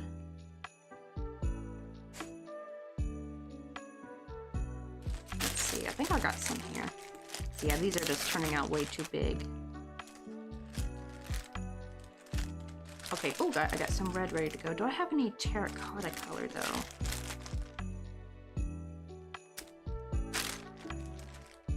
Here's the middle. Got a regular orange. What color is that? No, that's not quite terracotta.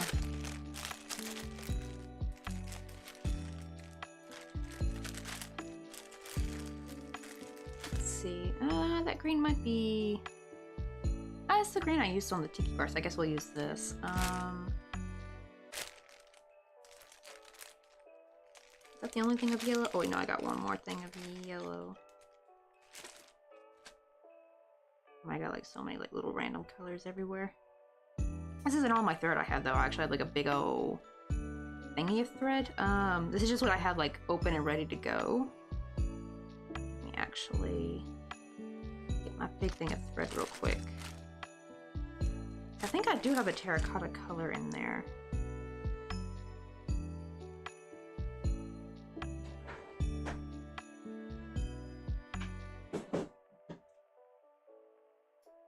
Oh yeah, I got like this nice like little big thing. This is where I keep all my embroidery floss. Oh, when did I break the... I actually broke the thingy. When did that break? The funny thing, this is actually just like a... not even like a proper... like it wasn't in the storage section of Daiso. It was actually...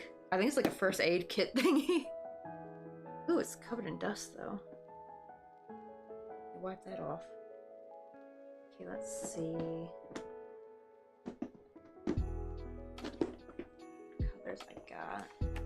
Kind of folds out like this.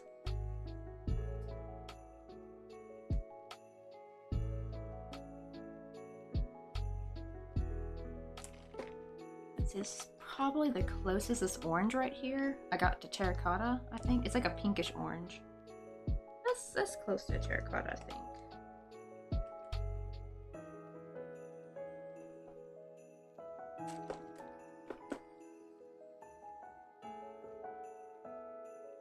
No, I think that is the same. Okay, now... let's see, I don't need more red because I have red in there.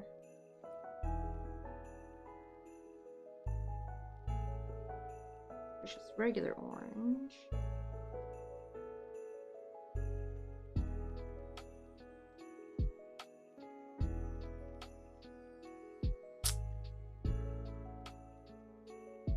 Yep, I think that's it.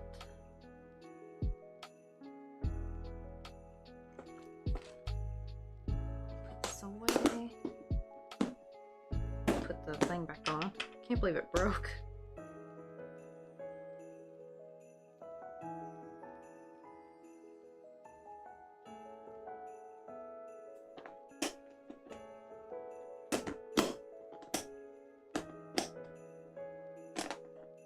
Oh, now I don't want to go back on there. Oh well, I'll fiddle with that later.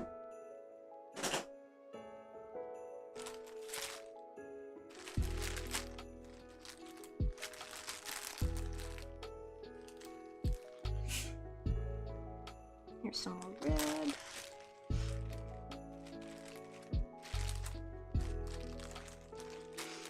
Oh, then I think maybe what I'll do is I'll just make it like a bush instead. Maybe I'll put something else in a terracotta pot.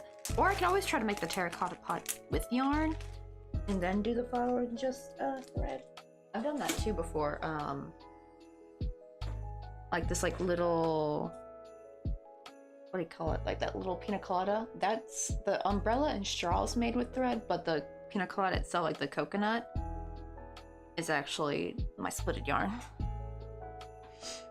Okay, let me split some of this. Let's switch to this instead.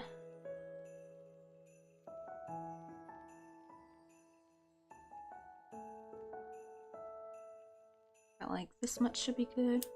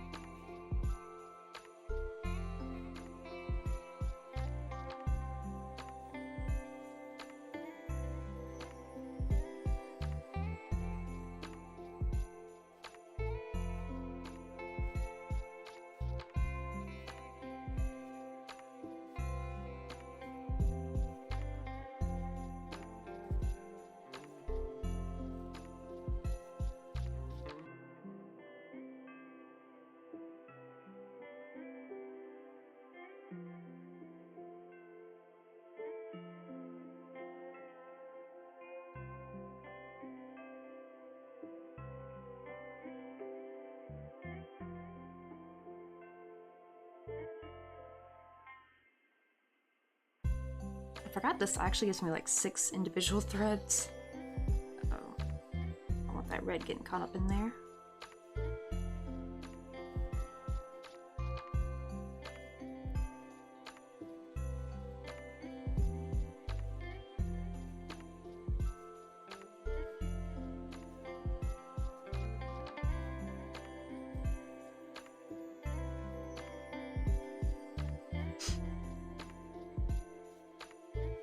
I think I'm just gonna wrap the rest of these up for later.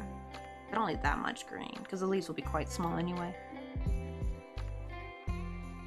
And I wonder how much you guys are gonna actually be able to see though. I normally don't work with the thread on a string because it's just so tiny. But I think these hibiscus flowers will look much better though. If I do them with thread, like they'll not look much better, but they'll be more down to scale. They're just way too big when I make them.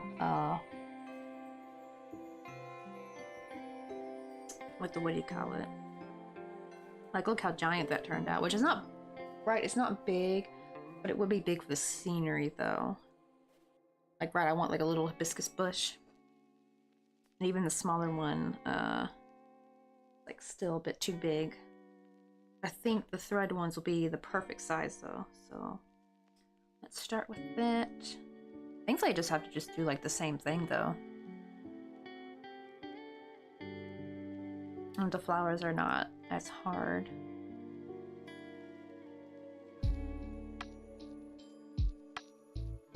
Okay, so we got chain 4.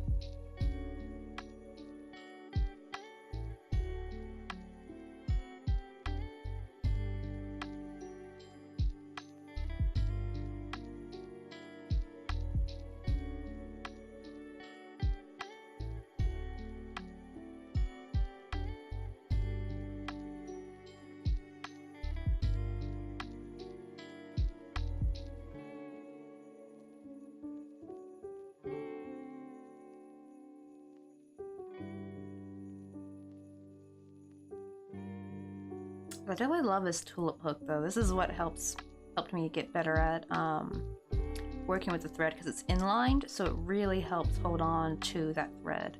You definitely don't want tapered. You do not want a tapered crochet hook when you're working with thread. It just slips off the hook way too easily. Where it makes it like super frustrating to work with. You do want that kind of like that nice like little indent right there near the neck. Actually before I didn't know what to call it. I was just calling it like where there's like a crevice by the neck, and I recently a couple months ago found out that oh that's what an inlined hook is. I never knew what the difference between inlined and tapered was. Now for like normal amigurumi, yeah you definitely want tapered, but for the flowers you definitely want them to be, or not flowers, but for the tiny, like the micro crochet, I guess you can call it, you definitely want an inlined hook.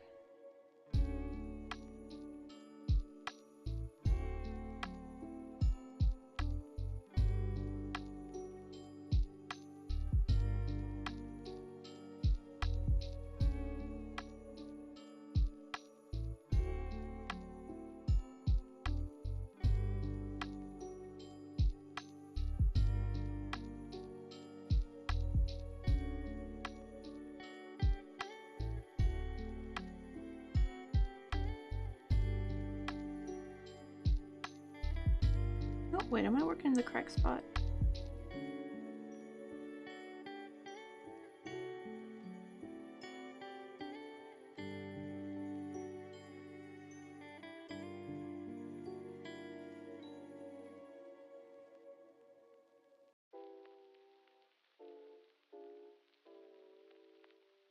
Oh, I think I wasn't. Supposed to be this one right here.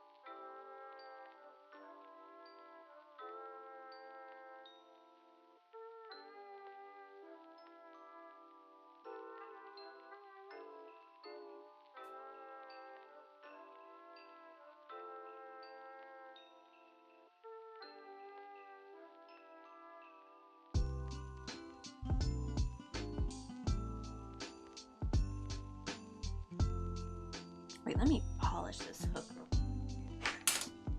I haven't used it in a while, and I notice sometimes it gets kind of hard to use if I don't like give it a quick polish. I just kind of use like those same little things you use to clean your glasses with, and that kind of actually helps make my hook run a little bit smoother. I think what happens is like dust collects on it, so you have to like kind of wash off that dust. I'm gonna run this through, kind of try to give it a quick polish. I normally don't have to polish my other hooks, but it seems like for the micro ones, you definitely want to give them a quick polish.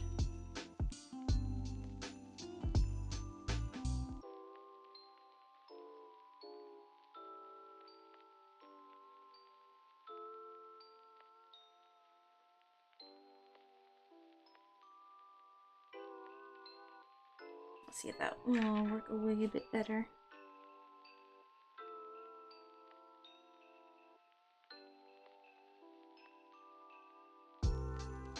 I don't know if it's really polishing it, but I just kind of use the same. I notice sometimes when I haven't like used my hook in a while, like have you ever touched your crochet hook after you haven't used it in a while? It's got like this icky, it's kind of like when dust, you know, like when dust collects on something, it's got like this weird sticky feel to it and you have to like kind of clean it off. It's kind of like that.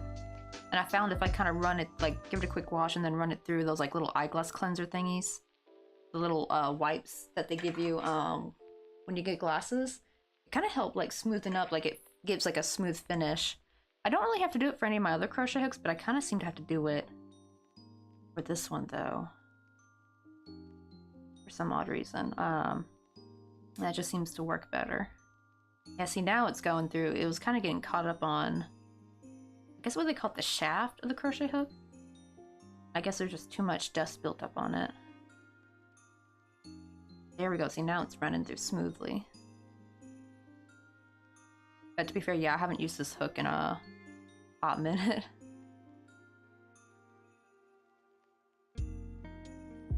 Actually, I probably should start putting these in a case. I do have like a little drawer I put some of my stuff in, but I also have like a little open tray I like to keep all my tools on. Probably not a good idea though, because like dust will get on them.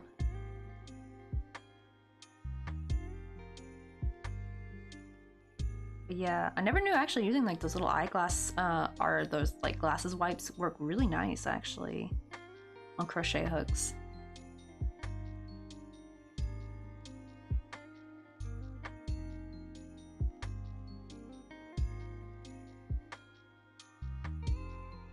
See how much did I do? 1, 2, 3, 4. Let me do 5. 5 treble per petal.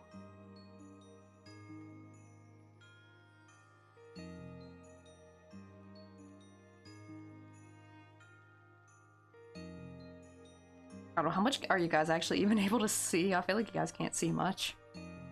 What's going on?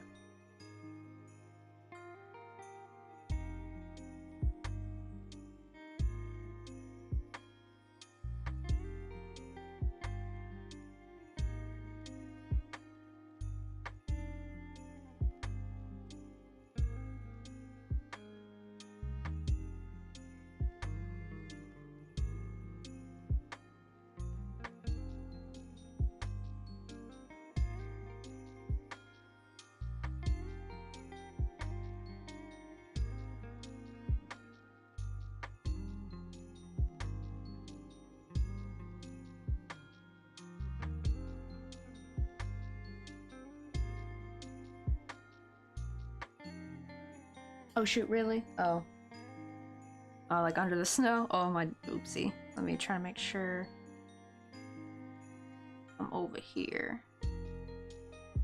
But I mean, like, even then though, like this, because it's string, so I feel like most of the majority of what I'm even working on is like covered up by my thumb. Undo that stitch. That one did not go through well. That's like, even with this hook though, I still gotta crochet pretty slow. That's the thing, when you go down even more, like smaller, you kind of go back up to doing it really slow and carefully.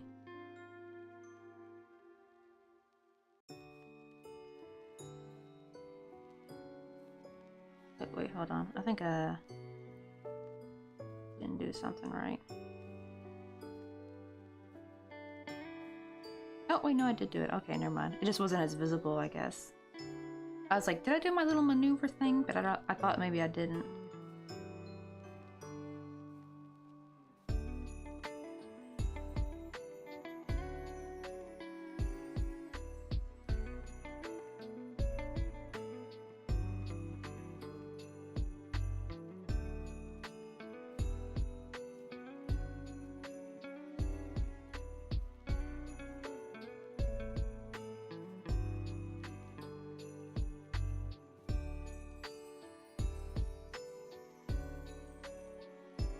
Okay, that's good, yeah. Because it is kind of hard to crochet with my hands outstretched in front of me.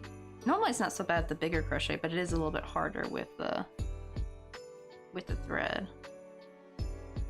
I like debating, should I pop up maybe the magnifying glass? Maybe you guys will be able to see it a little bit better then. Let me finish this petal and we'll...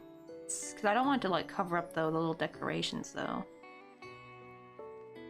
We'll see. What did I do? 1, 2, 3, 4, 5. Oh no, that's 4. Okay, no, this is the 5th one.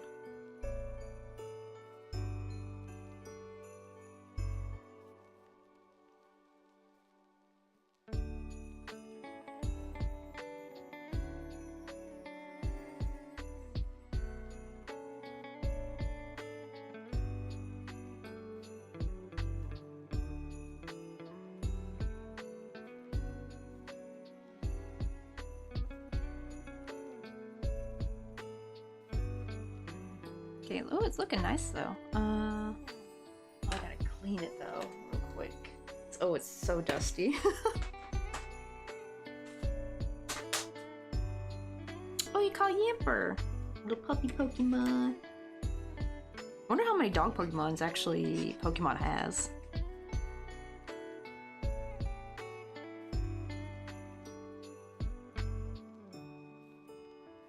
Get both sides. Get all this dust off. Wish I had some Windex.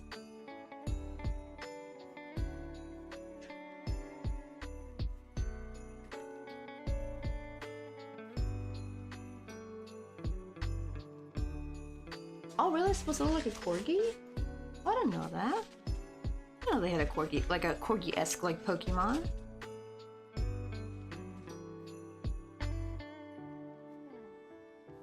I think Houndoom was like the only dog Pokemon I think I knew of.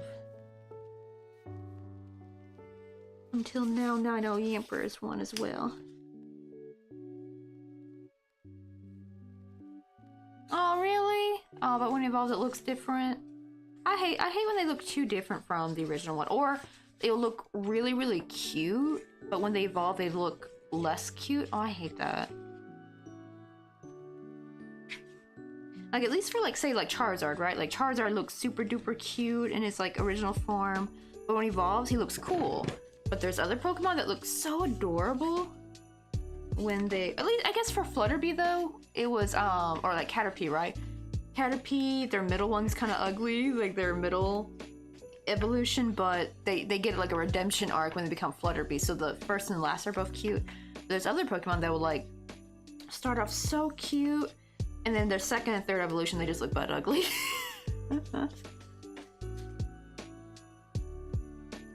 Okay, that looks good. Actually, I wonder, does this work on glass? Using one of these, maybe? Gonna try.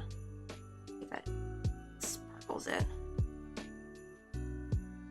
I mean, it would make sense because I mean these are made for glasses, so.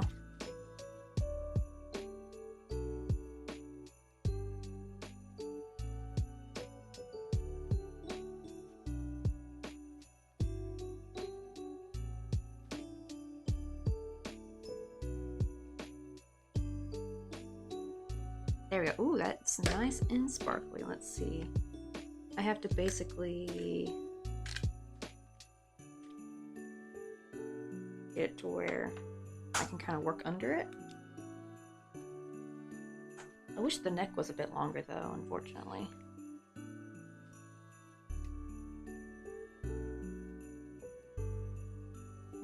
There was like a way I got it to do it when...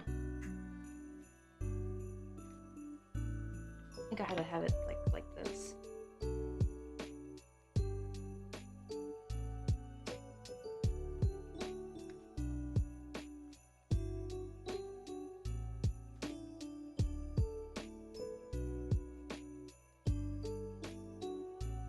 Ah, but that's for y'all though, like I won't be able to see because I kind of want to be able to use it.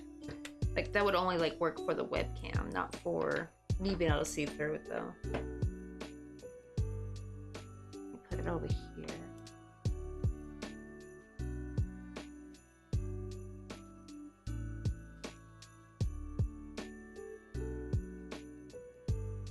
Let's see if that helps. I kind of wish they didn't put this like little extra, little, you know, like they got like those little extra magnifying disc.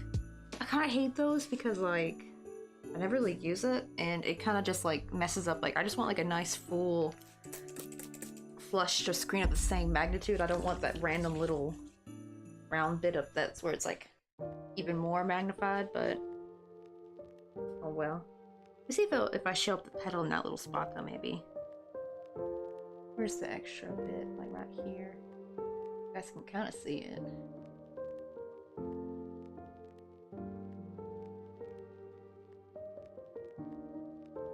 Let me get it down a bit lower.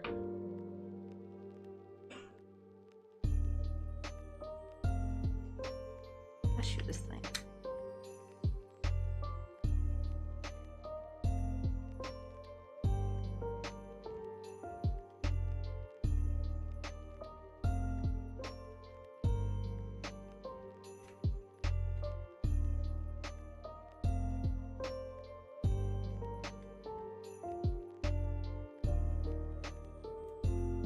I kind of need it over here though.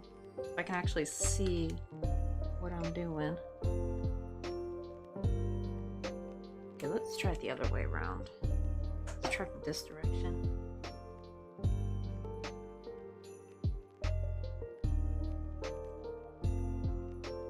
Okay, okay, so you guys won't be able to see the magnifying glass, but this will really help me see, like, work on it. So I think I'll be able to work on it with my hands outstretched without being nearly blind.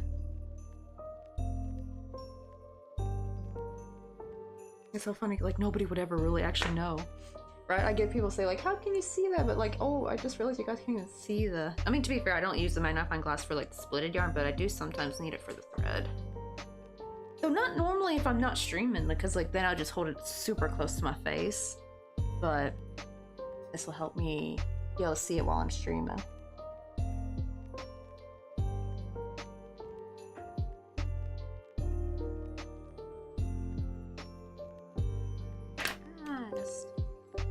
Water droplet on it by accident when I was washing my hands.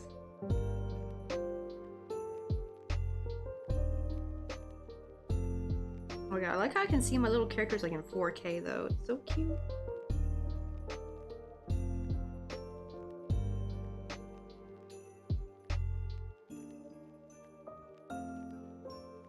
Wait, this is where I put the bottom of the stitch. Pull it through. Yo, what's up, Nintendo? How you doing? Also, Happy New Year! We're working on Flutterbite's commission. They want me to do a little scenery for them. It's gonna be another, like, big scenery. Wait, Nintendo, I think... Did you ever get to see the chicken farm scenery? That I made for Kelly Cakes? It's kind of like that a little bit. I really need to hurry up and edit the pictures so I can post them. Actually, on one hand, I'm kind of glad I didn't post the pictures yet, because I'm trying to make like a thing now, like a little, not like a rigorous schedule, just more like a quota. Like, I need to post on Instagram this many times per week, and here's like a list of like what I should post, like what type of thing. Though it's not like rigid, like I have to post this type of content on this type of day, like nothing like that. Just more like, I should try to aim for posting this many times per week. And so at least that, and also taking pictures of like the little snowflake earrings, that will really help.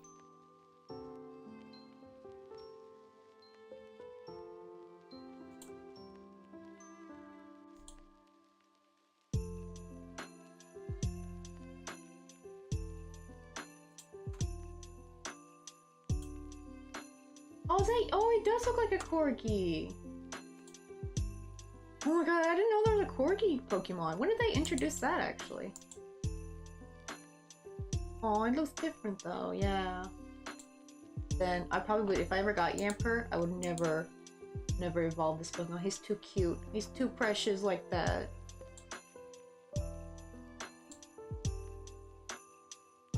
Oh, also Nintendo. Have you, because I think you have not been here since then, but do you notice anything different? There's no more camera pulsing. Because guess what, Nintendo? Like, people thought I got a new webcam. Nope, this is the same webcam. Turns out, this webcam the whole damn time did have the ability to turn the damn autofocus off, but the problem was because our computer was in English. That was the problem. Because I went on, like, I went Googling in Korean, trying to find, like, why can't we turn off the autofocus? There's, like, a trick. And then I saw this dude, like, just a general blog post about this, like, he tests electronics and that kind of stuff, so he's writing a review about it. And I saw he showed his camera configuration screenshot of, like, what it will show, like, in OBS, right? And he had all these options he can do. He can, like, change the focus and all these other options. And it hit me, because this thing's in Korean. I'm like, is it just because our computer's in Korean? So my husband, we took a screenshot of that, and we took a screenshot of ours showing that everything's all grayed out, except for exposure and roll. Those are the only two options we could, like, fiddle with. They somehow, I don't know what they did, but they somehow let us ungrade the focus thingy. They said it was like a firmware problem. The only problem is I don't have the other options, whatever they are. What are the other options, actually? Wait, I gotta get up on the computer and look at it.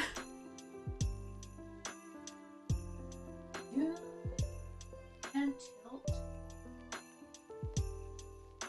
Percher? What the hell's a percher? I don't know what a percher is, but like zoom. Damn. So actually, this camera has a zoom feature, but we don't have access to the zoom though. They only got the autofocus unlocked for us.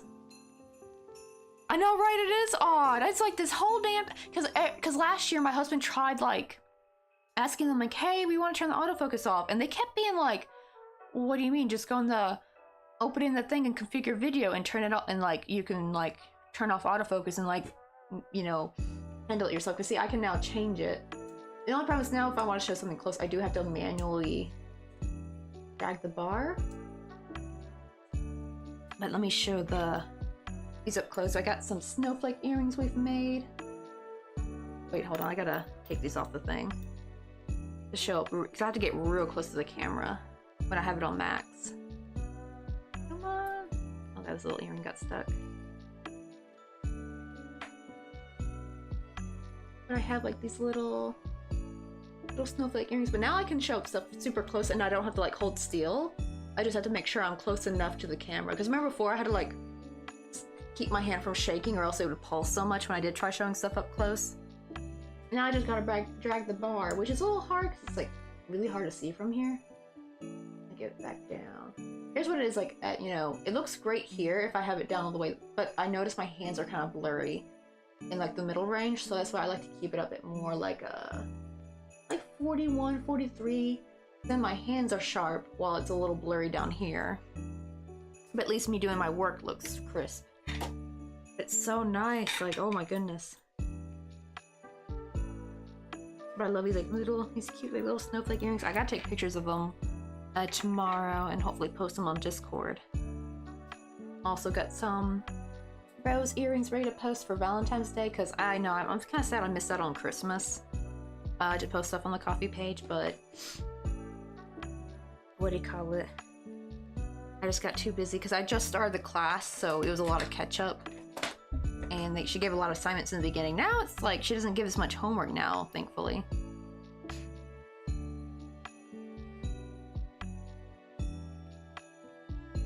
Let's see, oh, I was actually gonna be on earlier December and show my sister your stream. Almost had the timing right too, but she ended up chatting with a friend on Discord. Oh yeah, just got caught up in that. Oh, I mean, I'm gonna try to stream for like hopefully longer a bit in 2024. I don't know, because it depends though, because I do have a lot of things I want to do. I made like a little 2024 social media plan, like where I post more on Instagram, I post more products to the coffee page, I post more videos. So only once per month I will do a crochet stream, not stream, crochet a tutorial, because those take so long to edit. Did I already? What did I do? Well, I guess it is. Yeah, okay, this is for my next petal. Let's see, okay, you guys can still see. The problem is I'm working with thread right now, so you guys can't really see it. I do have the magnifying glass to help me kind of see what the heck I'm doing. Well, normally I don't really even need the magnifying glass really for this if I'm working on a flower. However, trying to stream while working with thread is really hard because I have to kind of have my hands outstretched and I need to be able to see a little bit better. That's why we got my little magnifying glass right here. Thankfully it's covered by the snow so no one knows it's even here.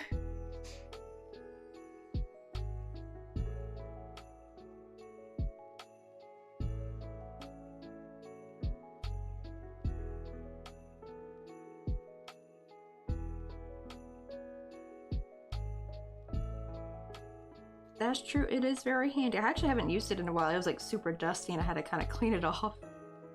I think I mostly used it when I was trying to do amigurumi with the thread, because flowers are not so bad, because flowers they're flat, so when you make at least one petal, you got something you can kind of hold on to, but when you make amigurumi, especially small amigurumi, it's really small and it's like really hard to grab onto. Why does this petal look like crap though?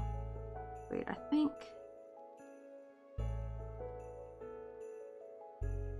Oh, I did do the little maneuver thing. I thought I didn't do it, and I thought that's why it was looking weird. Crap, let's try that again.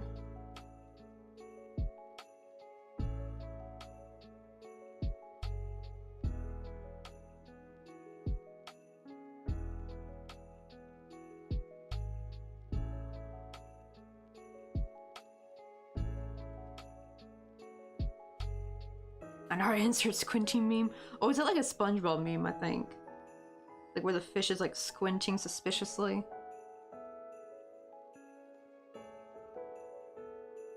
There's a Piglet! Also, Happy New Year! Oh, you missed a Nintendo because Piglet was there. I did a 14-hour and 44-minute Stardew Valley stream on Saturday. It was like a surprise stream because Mr. Coffee said, yeah, he didn't really need the computer for that day, so if I wanted to stream, I could.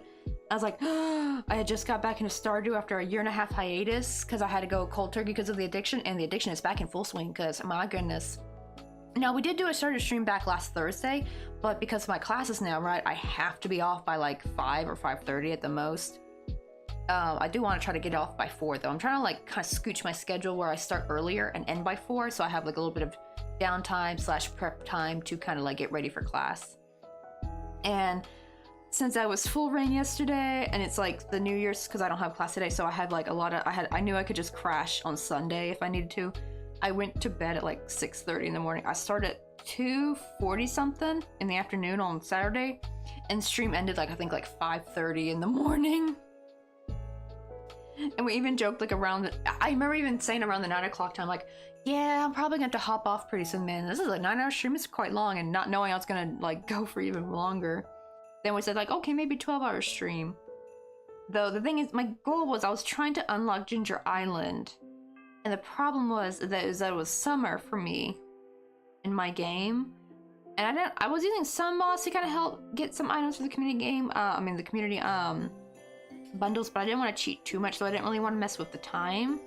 All I kind of did was get magic bait so I can kind of catch a tiger trout. It was like the last fish I needed to unlock the last bundle, and I had caught it. I had caught it, and I had it in my hand, and I was walking to the community center, and you know how you have to like right click or left click? Right click, right, to go through the door. And right when I did, Demetrius walked in front of me and it gifted him the damn fish, and I was so mad. It was after days of trying to catch this damn tiger trout. Because right, like even with magic bait, you're not gonna always get exactly that particular fish. I kept getting all kinds of different fish with the magic bait, so I was like, come on, I just want a tiger trout. Thankfully, I did get lucky. And when I went to go fish again, I'm thinking I'm going to fish for another couple Stardew days, but thankfully we actually caught it after the first few fish, so this time I made sure to hold like my pickaxe or something out instead, so that Demetrius couldn't pull that stunt again. So we joked that Demetrius is banned from the community center.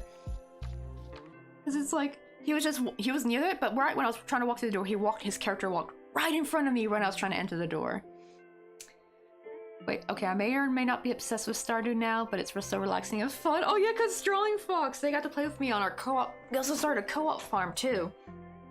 And Drawing Fox was playing with me on there. And so I think now, I forgot you just got it too, right? You bought it just that day. I think now Drawing Fox might have a little bit of a Stardew addiction to it. It's so fun. I think it's partially maybe why it's so addicting is because of the escapism, maybe? Because it just seems such a nice, calming, fun world. That, you know, he's like, you just don't want to go back to real life. You just want to play this cute, cozy game. And also the sound effects, the music is just so nostalgic. Even when I first played actually started, it had a weird nostalgic feeling for me for some reason. And it's just like the sound effects are so addicting. It's just so cozy. It's just like the best game ever. Oh, I think I'm supposed to chain 3 here. I think I did 5 treble, did I? 1, 2, 3, 4, 5. Yeah, okay, I could chain.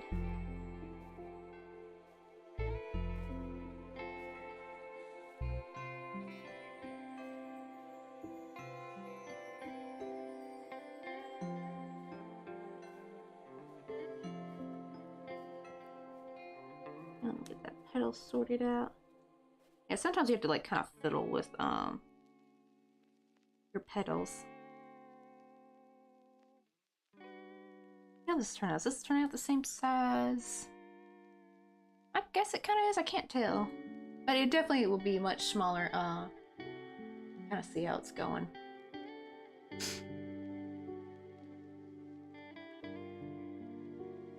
Oh, I think Harvest Moon is another one I heard of, because someone was talking about like if I knew about any other Stardew-esque games, and I think I think I have heard of Harvest Moon. That might have been actually you might have been the person I heard it from in the first place, actually. But yeah, it's like those like little cozy games. The only thing that's stopping me is those you have to pay money for them.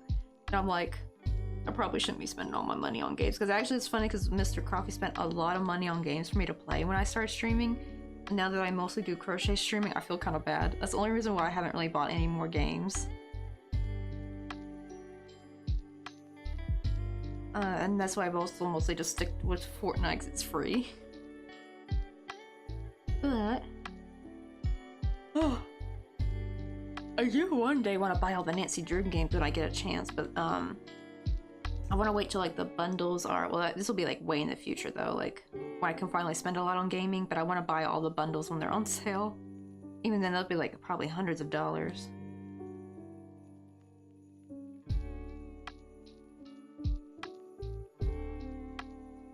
Oh yeah, the GameCube one! I think it's, although I never had a GameCube though actually growing up. We had the Wii, but my friends had a GameCube though. And my sister had a Nintendo DS around like the late 2000s, almost 2010s I think is when she got it. And then Nintendo DS come out, because I think I was in high school when she got it.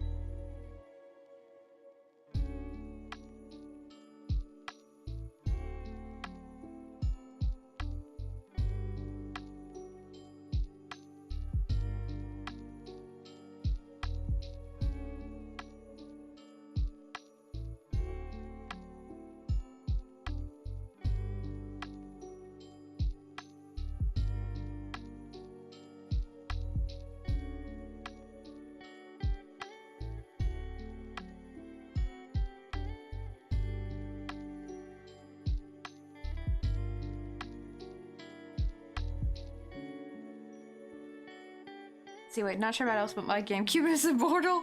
It fails too many times, but it runs as if nothing happened. Oh yeah, they made things. Things were built better back then. I know why they do it now though, so people buy more of their stuff if it breaks. They're like, oh, we built these too good. We gotta make them where they break so people come and buy more.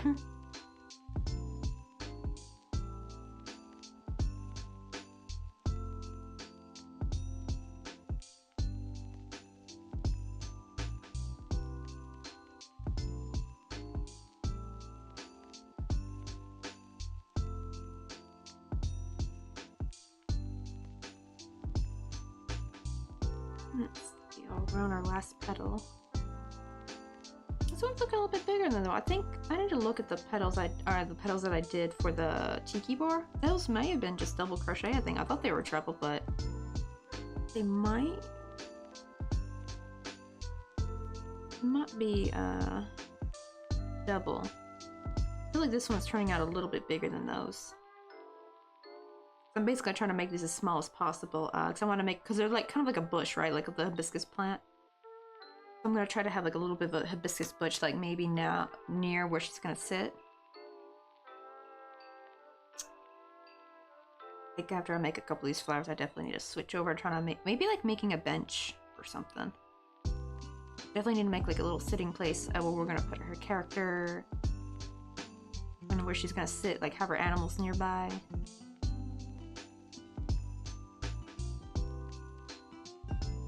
1, 2, 3, 4.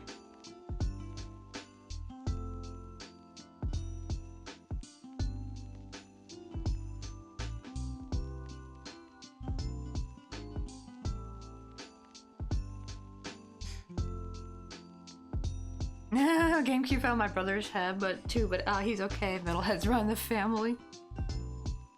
That's good. Gotta listen to that metal to protect your noggin. If anything, it probably, like, in a way protects your personality. Because it's funny, right? The majority of the public want to be like, oh, metalheads are these wackos, but actually, most of the time, they're, like, actually chill, down-to-earth people.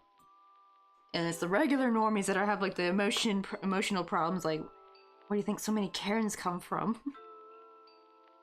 Maybe that's what Karens need. They just need to listen to some metal. Okay, let me compare this to the one here. Oh, it is a little bit bigger. I guess I did do double crochet instead of treble, unless I just like, it is almost close. So let me try double crochet for the next ones, but let me show you real quick up close this little flower. I know you guys can't really see it. Come on, mouse, I need you to cooperate with me. Yeah, this mouse does not like it when I stream. Here is the flower we just made. At least the good thing about this is like now I guys can kind of show you stuff up close, especially if I am working with thread on the stream, because like you guys can't really see it.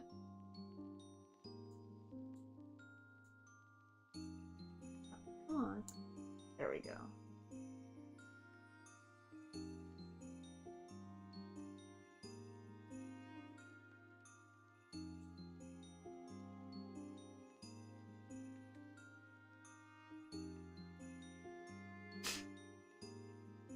Oh dear, like oh, I was a child, I fell in the oven and my head was bleeding, but according to my mom I was laughing instead of crying. Maybe you were laughing through the pain. You know, like how there's like some people who kind of laugh at upsetting situations? Do you ever do that? Like when something horrible's happened and you're like just like, oh boy, and just like you're kind of like nervous laughing?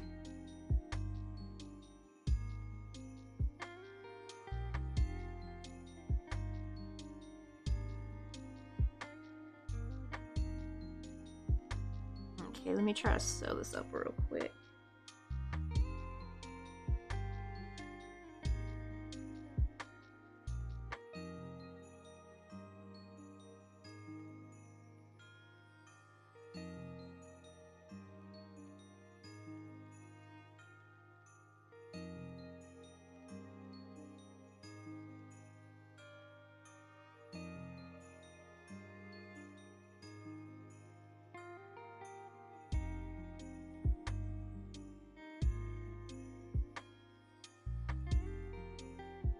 I have so many different laughs that confuse people. Do you get like an angry laugh too? I remember when one of my favorite YouTubers, Kenny JD, she has like, she actually laughs when she's angry, and it's funny because it also really confuses people, because then like people who pissed her off are like, why are you laughing? And she's like, I'm really angry right now with you, while she's just chuckling away.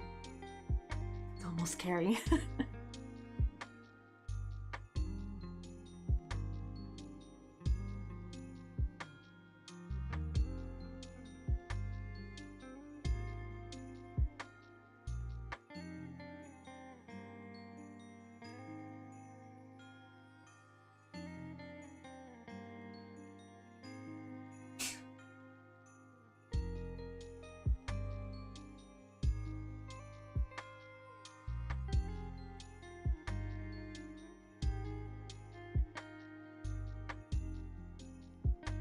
Okay, there we go. I got one little flower done. Even with the embroidery floss, there's always a little bit of fuzzies on the edges. Let me kind of shear those. I think it's from when I tug at the petals, I think, to straighten them out. That could be it.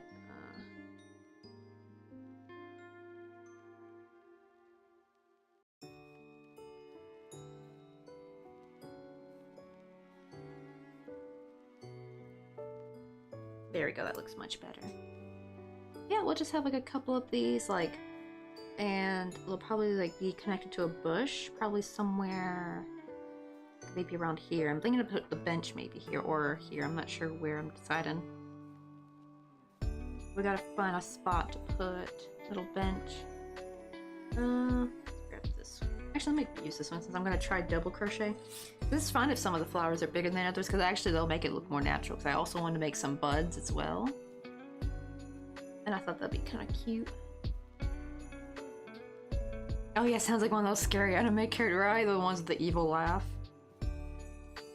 And you know, one of their henchmen about to not go home to their wife that day. I've seen a couple of those henchman jokes, right, where, right, they're just kind of like, they're always like so casually killed. But really, like, they, like, I forgot who made the meme, but it was showing a meme of like a evil villain's henchman saying goodbye to their wife and kids that morning kind of thing. Like, showing that these poor henchmen even have lives. But in the games and, like, you know, movies and stuff, we kind of don't give a rat's ass about them. What up, sister? How you doing? We're trying to make some hibiscus flowers for the little scenery we're making. I'm actually working with actual thread today. I got my magnifying glass right here. Let me put it where you guys can kind of see it. Oh, never mind, the snow covers it. But yeah, it's kind of hard for me to see the thread while I'm streaming. Normally, I don't have to necessarily have this magnifying glass if I'm like off stream, because I'll just have this up super close to my face. But today it's like I gotta have my arms outstretched in front of me a little bit to just be in view on the camera. So we're gonna do that. I like how Nintendo was like, you weren't using actual thread this whole time? Nope. I mean, technically it was just the splitted yarn, so it's just a single strand of yarn. Because the thread is a little bit, is pretty stiff. So it's not like yarn where it's like cushy, it doesn't have like that bounce to it. This thread is just very, very stiff. Like this is just cotton embroidery floss that I got from Daiso, so it's like really cheap. And it's also really thin. I'm using a single strand of that, and I'm using my 0.6mm from Tulip.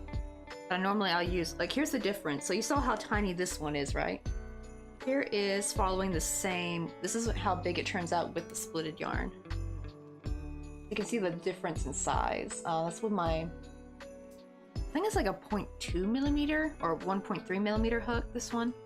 It's very close to my pink one. I normally work with the pink one, but for flowers I do like to go down a little bit smaller to get like a nice tighter stitch, so that the edges look a little bit more nice and even. But yeah, you can see like that jump in difference though. And I realized we made one earlier too with triple trebles, and this was like way too big. Perfect for earrings actually, but too big for a scenery to scale it down, so I have no choice but to make it with thread. But actually, the hibiscus flowers are actually one of the easier ones to make with thread, honestly. This one looks really nice. They actually almost look a little bit better, actually, when I make them with thread. But yeah, that's like a big misconception. People think I'm like making all my amigurumis with threads. Like, nope. I guess it's like thread size, kinda. But what makes it easier and what makes them look better too, I think, is that it's because it's yarn. This thread, even if I was to make amigurumi with this thread, there would kind of like the holes would be somewhat visible. Because, you know, thread has like those little bit of fibers, you know, and they kind of like when they're crocheted together, they kind of have a tight gap. Like you're not going to see it through the amigurumi like you would if you made everything through thread. I remember someone made some cute amigurumi through sewing thread. These are really small hook too. But when they stuffed it, you could still kind of see a little bit of the stuffing on the inside. That's why I prefer using the splitted yarn. Let's see, how many did I get? 1, 2, 3, 4, 5. Okay, I think that's good enough. I'm gonna try to make a smaller one with double crochet and see how that turns out.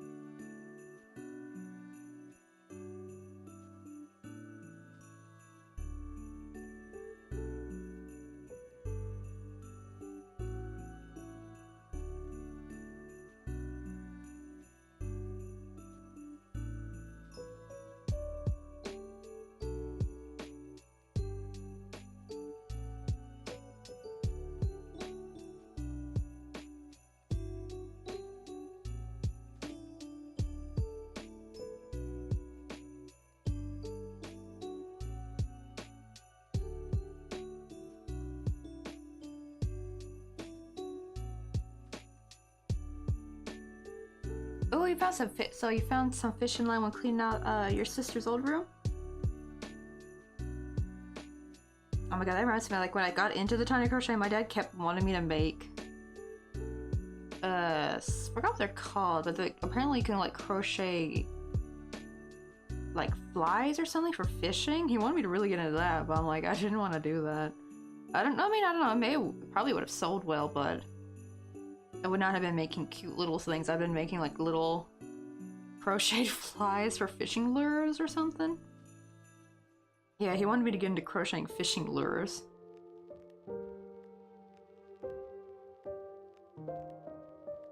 I don't know, is that like a profitable business? Maybe I should get into that. Like almost like as a side hustle.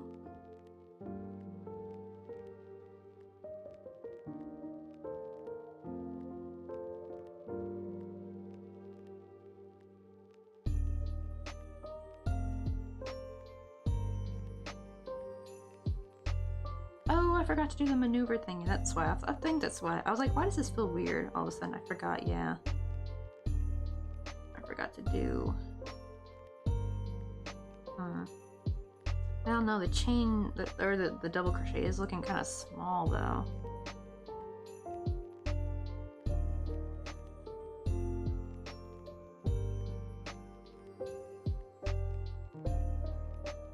Maybe we can grab some coffee? Do you want to go get some coffee with me?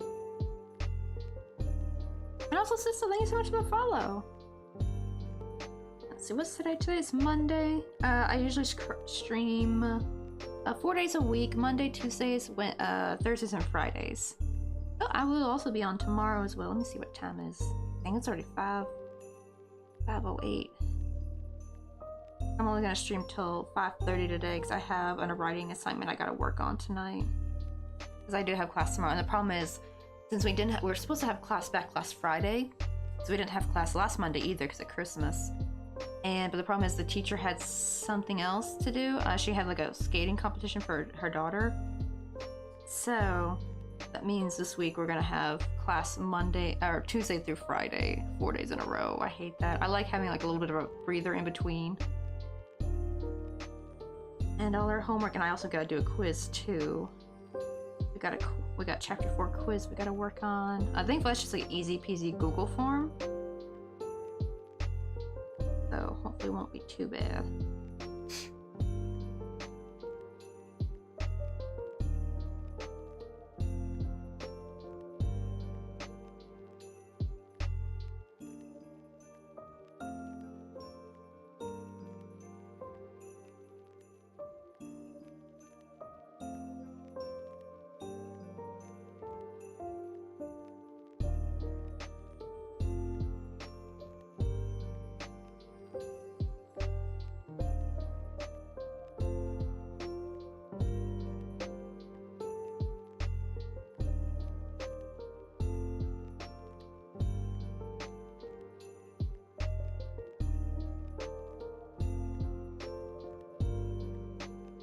Definitely like the double crochet is not looking as nice as the treble did.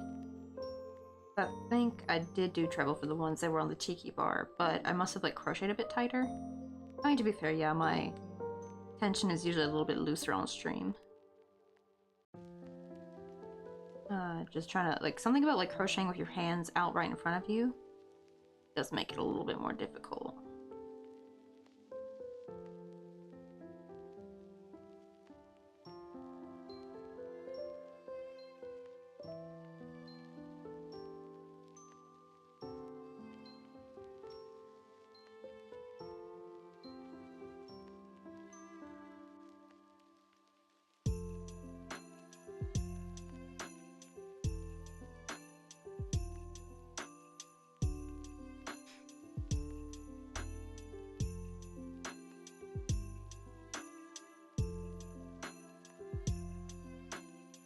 Oh, I think I can probably guess what it was.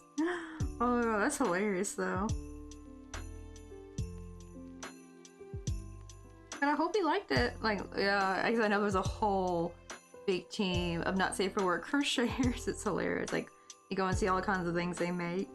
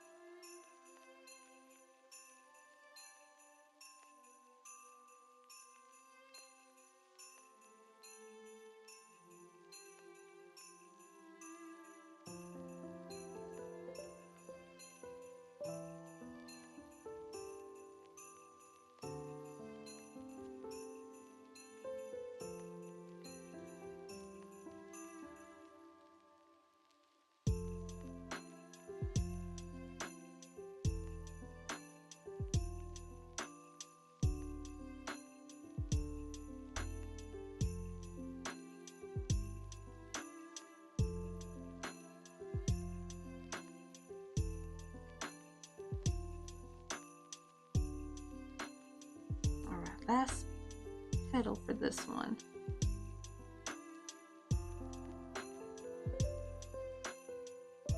So I think I will do the majority probably of treble crochet instead of double crochet. It is good to have like a variety though of having some being different sizes.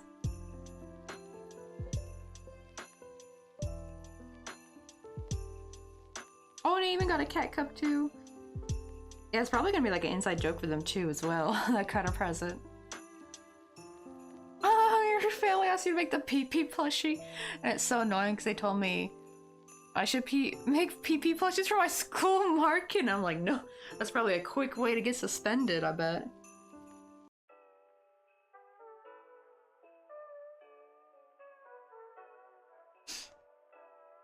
Because I know sometimes people at school, like the school administrative, are probably not going to have the same sense of humor.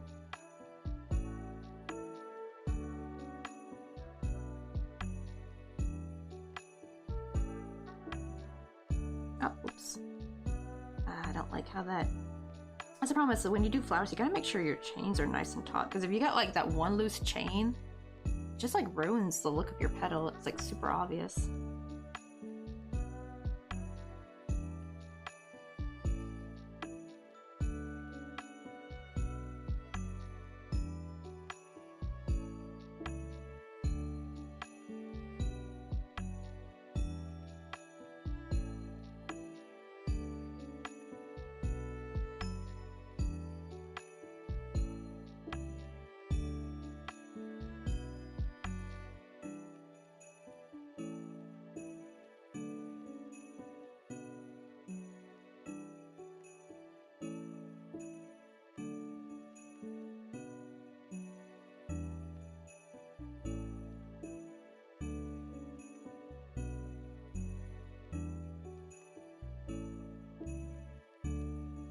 Yeah, I wish the parents could come to it, but it's only the kids in the school, so I'm gonna try and join an actual market sometime. Yeah, that's true, because I feel like it kind of sucks when it's just the kids, because, right, I feel like the parents are gonna be the ones with more of the spending power. Because, yeah, it's gonna be, like, limited, if it's just the kids, because then the parents will just give them, like, we'll cap it at a certain amount for them. Like, if parents were there, and if they saw something they really, really liked, they could, like, you know, pull out their checkbook or pull out... I don't know, does anyone still use checks these days? You know what I mean? Like, they would, like, make an exception, like, oh, I really want to get that. But for a kid, though, right, they're gonna be like, well, I already spent all my money, so... And like you said, probably most kids are gonna want to buy something to eat. Like baked goods or something, or candy.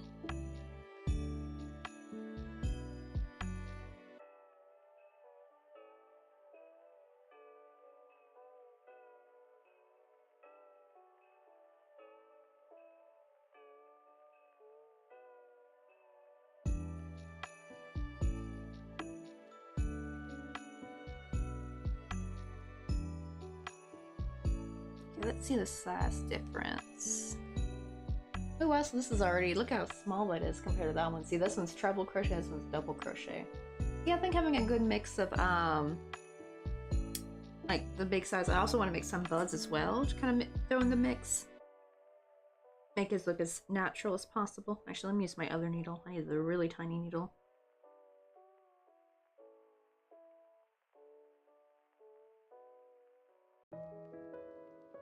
At least that's the good thing with if you do crochet with thread, is you really only need a sewing needle as like your darning needle basically. But the problem with my normal size crochet is I have to find like a good like balance between like bigger than a sewing, like a bit, you know, like bigger than a sewing needle, but smaller than a typical yarn darning needle though, because those are like way too big for my stuff.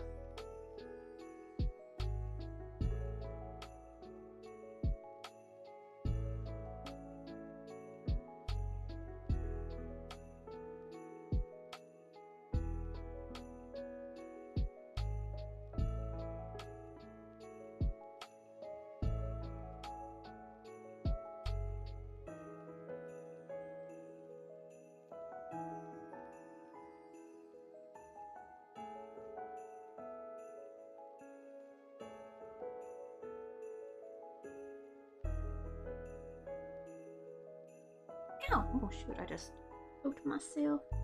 The problem with these like sewing needles though, they're extra sharp.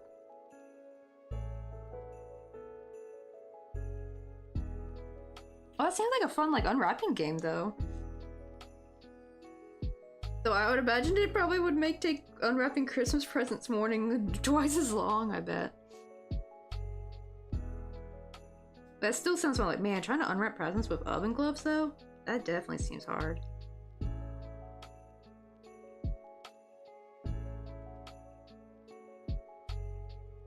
There we go. Oh, this one looks nice though. Nice like little, look how, let me see if I can show you the difference, how tiny these look. Oh, my mouse wake up. Let's make that full focus. Oh, true. I've never played Mario Party though, but I remember watching my sisters and their friend Ariel play it. Here's the difference. Like, this is with treble crochet, and this is with double crochet. Look at that size difference though, man. This will actually be really good for some, oh god, ignore my crusty nails. I really need to do my nails again soon, because I want to start making some videos soon. See, this is why I don't just go and like make a whole bunch of crochet videos out and about. If I do, my crusty nails will be on the internet forever. We don't want that.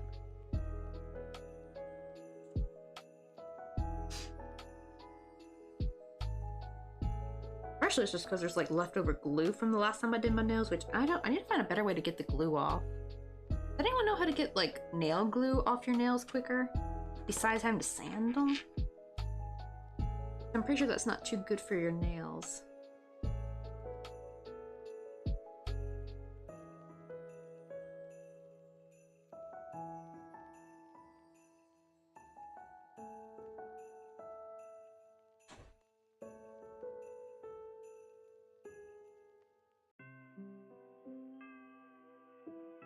I think I'm gonna make another treble one, because that one was a little bit easier to work with when I was making treble.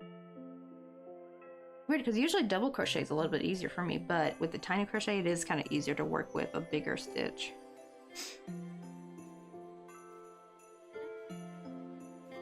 I'll be like, feed Steve. Oh yeah, the thing like 9.5 plays. Hitting the worm, Steve. Like, don't feed Steve.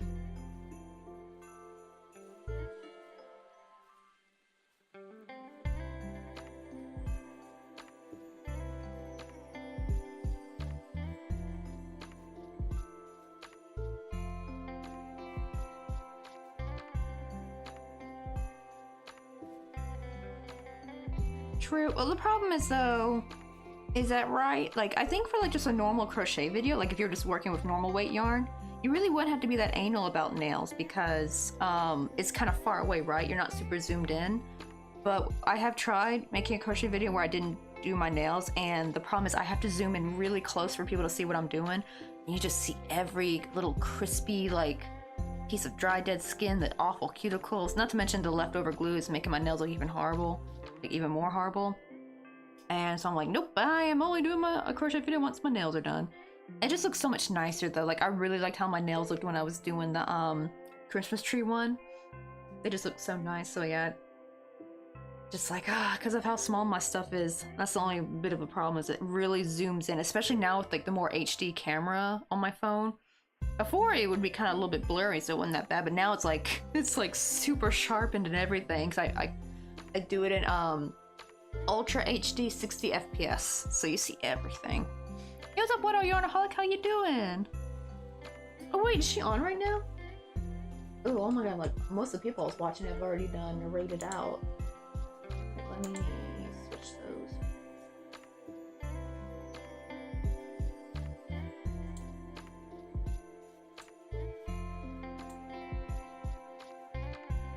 I like how I just like opened her up and it's like a super close up of her and the chicken. Oh, is she like out the I think she is. I think she's out the moment. That's like her little video she plays. Oopsie. I hate every time I try to put someone in theater mode and it wants to clip. Like, no, why they put, I swear, who put those next to each other? Whoever designed them should have put them far apart.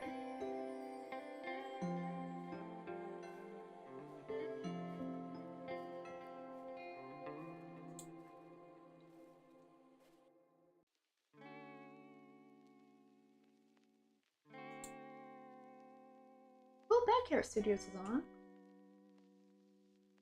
I haven't seen them on in a while.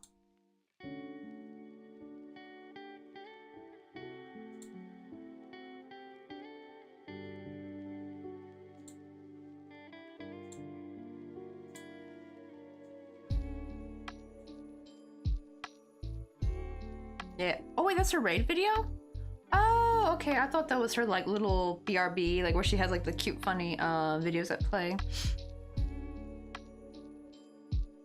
Oh, we're trying to finish a blanket square. It's a Libra scales icon. Oh, the like zodiac, right? A Libra.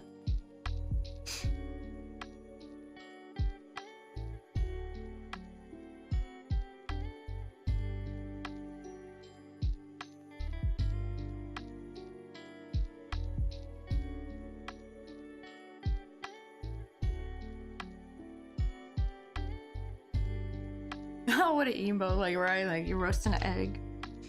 Yep, just have one button on one side and one on the other. Oh, wait, this is supposed to be chain 4. I was about to accidentally go and slip stitch, but I found, like, definitely chain 3 was, like, not enough. So, definitely chain 4 seems to be pretty good when you're making, like, petals in chain spaces. Because that's the problem, is you don't want the chain space to be too big, because then when you do the petal, there's just an ugly gap. You don't want it to be too small where it's, like, impossible to work all those stitches in there, though. Ah! Little egg in the frying pan. Actually, that's funny because that was actually my dad's gift. He wanted me to crochet him. Was a little he's like, can you make a fried egg in a iron, or no? Can you make an iron skillet? That's what he wanted me to make. Was an iron skillet. And I made a little crocheted iron skillet, and I put a fried egg and a piece of bacon in there, and I put a piece of holly near the handle, so it became like a little Christmas ornament. Oh, wait, hold on. I accidentally chained far too many. Undo that.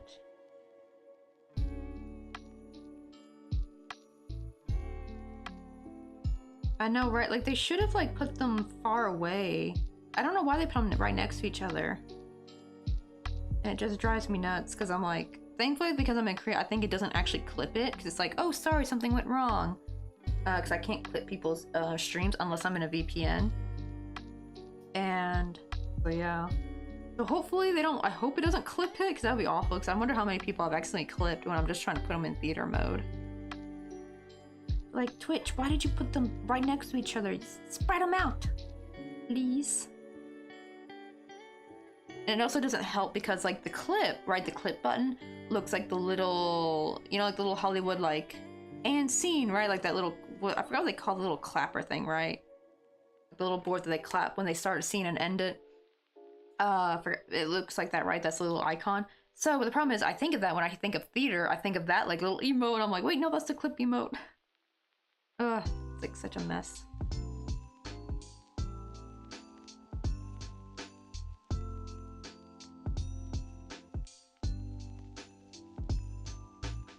Man, can you guys even actually see the thread, what I'm working with? Or does it look practically invisible on the screen? Does it just look like my hands are waving around nothing? I cannot see it in the OBS. It literally looks, I have nothing in my hand, really.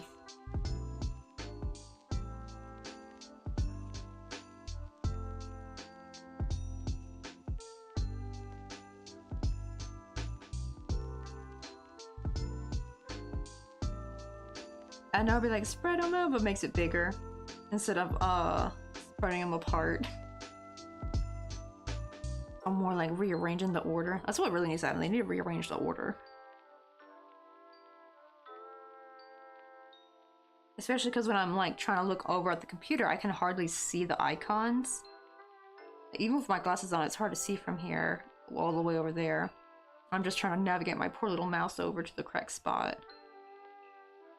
Ah, come on. I hate when I make the stitch like too loose and it ends up like affecting that top bit of the stitch, because it's okay if like the lower parts of the stitch are looser, but that top bit you want to be nice and tight, or else you'll have like an ugly little bump on your petal. That's another reason why you have to like kind of crochet slow with thread, is because you don't want your petals to look like shit. So I have tried. I'm a little bit better now because I can see I'm getting a bit quicker. But before I tried going much faster and all my petals just looked like absolute garbage. And I'm like, well, nope, turns out I gotta go slower. Even with the thread, like, I mean, the non-thread, like the splitted yarn, you gotta be careful when crocheting flower petals. See, 1, 2, 3, 4. No, this one's got 5. 5 treble in there.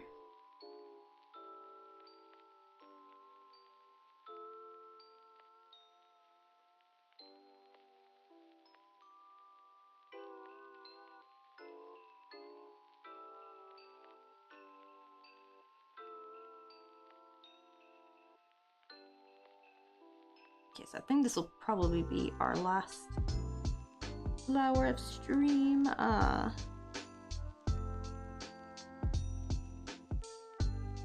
Also, I want to see if I can maybe raid. Is Chimera still on? I never really get a chance to raid Chimera, so I want to see if I can hurry up and maybe give them a raid. It's usually kind of rare for me to raid them. Normally they're not on this long, actually. Oh, but yeah, because it's New Year's Day, so they probably don't have, they probably have like extra time they can be on later.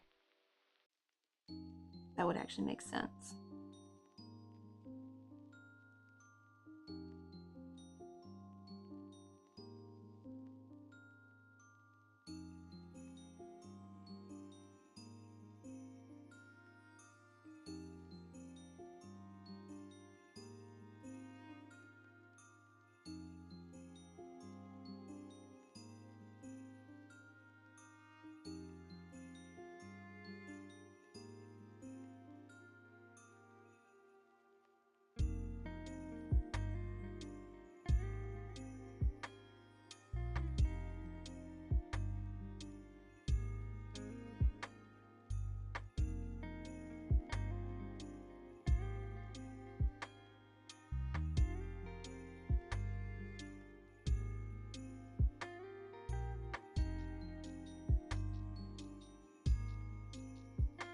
That's the second one. Just gotta make three more trebles. This one I put like 5 trebles in each petal. So I didn't need to chain one.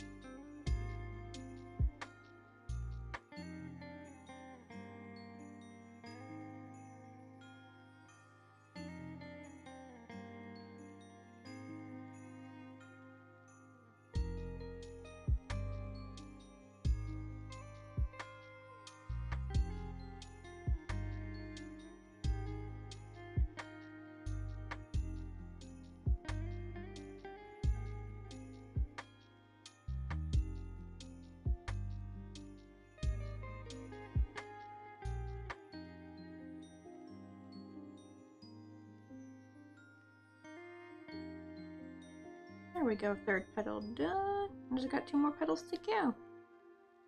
And I can tell I'm getting a little bit faster now. It always, like, it's been a while since I've worked with thread. It's always kind of slow in the beginning. Now I'm, like, picking up speed a little bit.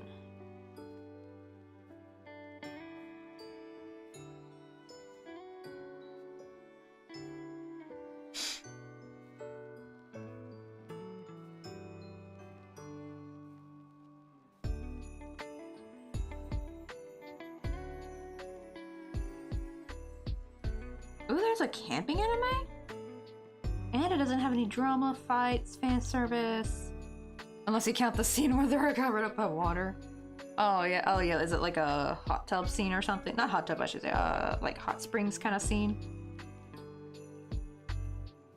I guess it was like they did like one little quick clip of fan service. That's cool, so I guess it's like a kind of like a chill, like laid back kind of anime.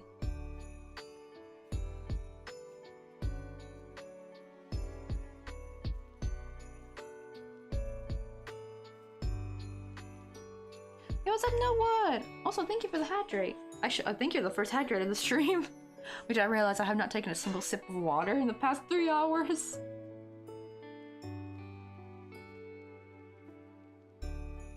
Oh, it's called Euro Camp or Laid Back Camp. Oh, is that what it stands for? And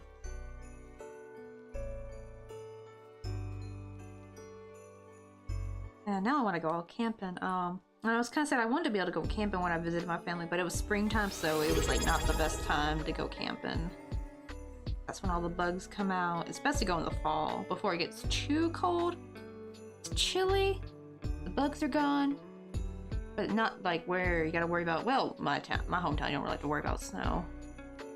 But still, it rains though. I know when it rains in the winter, it's just miserable.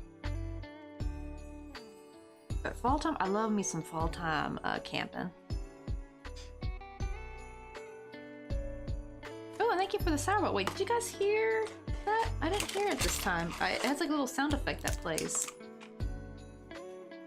Though, to be fair, I do have my speaker down kind of low, so that might be why. Because I noticed that some of the alerts today I'm barely hearing. I think it's just because the output speaker on the computer, I think I have it dialed down too low for my ears. Well, thank you for the sour ball. Oh, I need to buy more soon. This is my last box. How many do I got left? Oh, I got like, I think 6. Oh, you heard it? Okay, and that's just my speaker.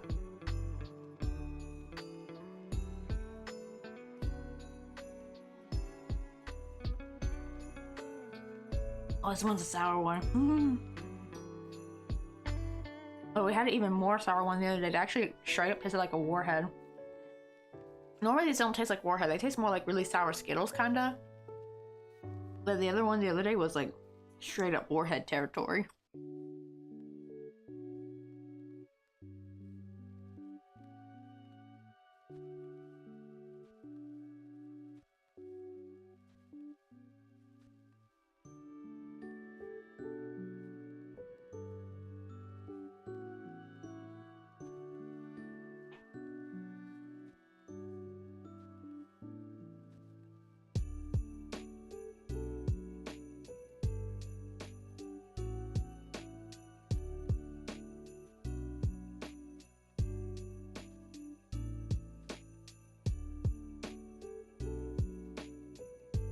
Oh, so even like the last episode is kind of like a little bit of a movie.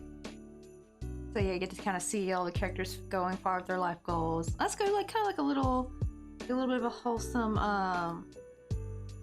anime, right? Like you said, like no drama, no fighting. That probably seems to be pretty good for the late trend of things. So it's like now, I think people were kind of over like the toxic 2000s, and people just want like I noticed more people want actually more and more wholesome content. Actually, they got kind of sick of like toxic drama of the 2000s and 2010s. They're just like kind of sick of it all. They're like, especially now that we're all growing older too, where drama just gets like, like it just becomes a headache now instead of being juicy.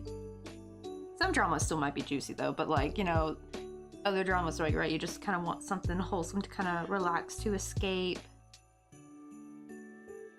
I think that's why I think games like Stardew have become so like popular.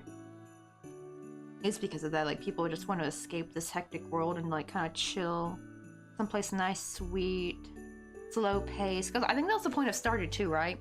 Was because it's supposed to be slow pace. That's why, right? Like there's no way to, you had like, you try to like finish everything before the day ends. But at the same time though, I think what I've heard, the game is supposed to teach you to kind of like slow down, not try to get everything done in one day. Just take your time with the day.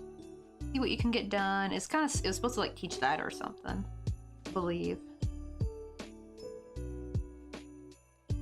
kind of showing like not everything has to be, you don't have to get this much crap done in one day. Like, you know, you can divide things up, take time with things.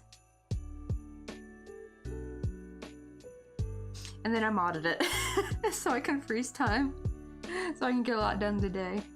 But that's actually why I'm like, even though I have not finished the story, I'm on like freaking year 3, because I took I think a whole year of just trying to get gardening under control, like get it leveled up, get some money, get my house built without like doing the storyline. And now like I just now finally unlocked Ginger Island, and people told me though I still have like, I just finished the community center thinking that the game's probably almost over, like the storyline anyway. But they actually said, no, you have a lot more to uncover. So actually, I'm really excited for that. I was really kind of sad that maybe I'm like reaching the end. But they said like, no, you're like kind of barely halfway through. I'm like, oh, wow. They said there's so much more to uncover. 1, 2, 3, 4.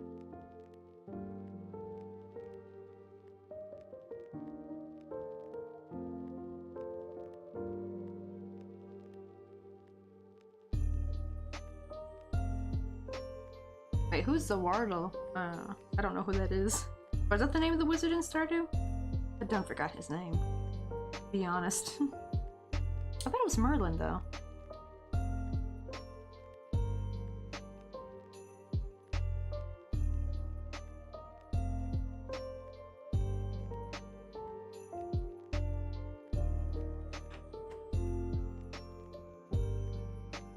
There we go, our last flower.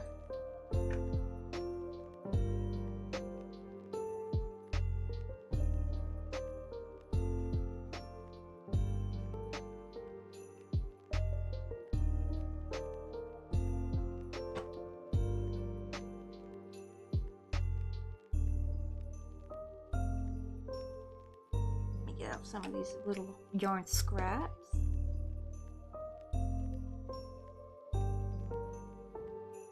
Actually, I'm surprised we got like at least 3 flowers done. That didn't take too long.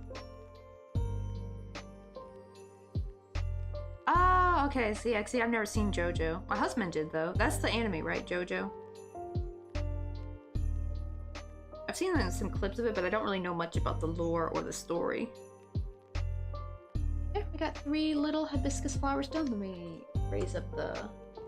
We technically did 5 because we did 2 in the my regular splitted yarn, but those are gonna not count though. But here are 3. I haven't like, I'm gonna probably just do the little, I don't know what you call the middle part, but I'll do those off stream. I gotta work on my homework, unfortunately. Thankfully the topic is easy, unlike last time. Last time it was like freaking talking about percentages and statistics and shit. This time it's talking about like, oh, what kind of houses do people live in America? Or more it's supposed to be like your country, so for me it'll be America. Like what type of houses do Americans live in? And you have to talk about the good thing about it, the bad thing about it, all that good stuff. So at least it's more of a talking about kind of thing, and not like last time where I had to like look up graphs and try to build sentences around actual data. I was like, I can't believe they made us do like a paper like that. Like, I did not sign up to learn Korean to write that kind of shit. Like, I ain't gonna be writing university papers or research papers in Korean. No siree, Bob. I would like to know how to speak conversation Korean. Like, they just like kind of skipped over the conversation part and went straight to, all right, we're gonna show you how to write a essay on about using statistics from graphs and stuff. Like, what? Like, it was just such a big jump, because most of us in the class, we still have a hard time communicating in Korean. Like, we trip over our words, or we don't know enough words for certain conversation topics. And it's just like, they just jump straight to this all topic about... I think if we talked about, we could have talked about the topic, but if in more of a word kind of like way, and not like a statistic type research paper way, I think it would have been fine. Like talking about why single income house, or like single households are rising. That was what the topic was about.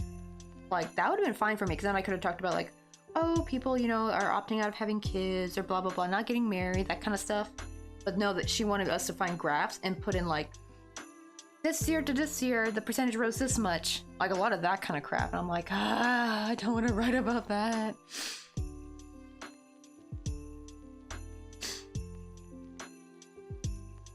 Oh yeah, oh, but eating some spicy foods while having a cold. I never actually thought to eat spicy food while having a cold. Maybe I'll have to try that next time. Normally I just kind of eat like things like mashed potatoes or something, because like I've noticed like if I have a cold or if I'm like nauseous, it's really hard to pick something for me to eat that's not gonna make me nauseous or throw up. Well, let's see. I think, oh, she's still on. Okay, Chimera is still on, so let's set up the raid to go raid Chimera.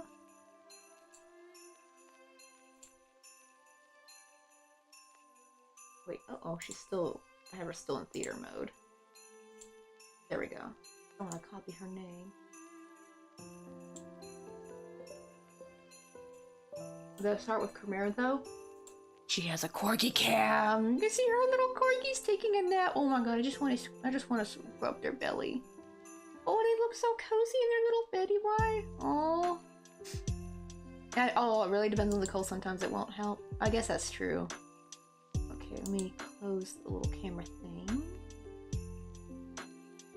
Oh, come on, mouse. Yeah, it's like doing that freezing up thing. I know why though, because I put my stream back on 60 FPS, and that seems to trigger the mouse to not like to work during what do you call it? Get this set up. Yes, select Chimera.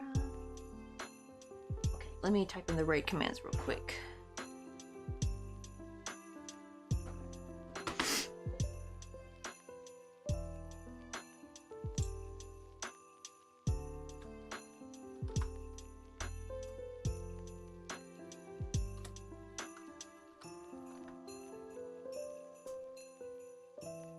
Alright, there we go. Let me capture that. Actually, let me type one more.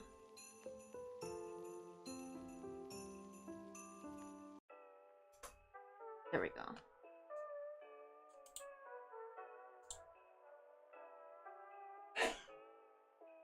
Oh, Mr. Coffee just sneezed.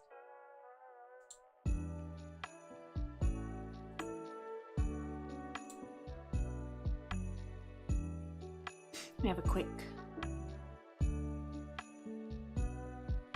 Oh, and then let me finish up my coffee. Last sip of the stream. Finish off our coffee. Ah, there we go. Oh, guys, almost 3 a.m. Yeah, it's like hella late, isn't it? It's like 5:45 for me too. I went like 15 minutes over, but that's fine. I mean, like it's not like I have class later. I normally would, but it's New Year's Day, so there's no class. But we're gonna go raid Chimera. Oh shoot, I didn't hit the raid thingy yet. Where'd it go? Come on, mouse, cooperate with me. There we go, start raid. Let me get the countdown started. But yeah, she's not doing any crochet today though. She normally does amigurumi, but she's actually playing a game called Okura, I think.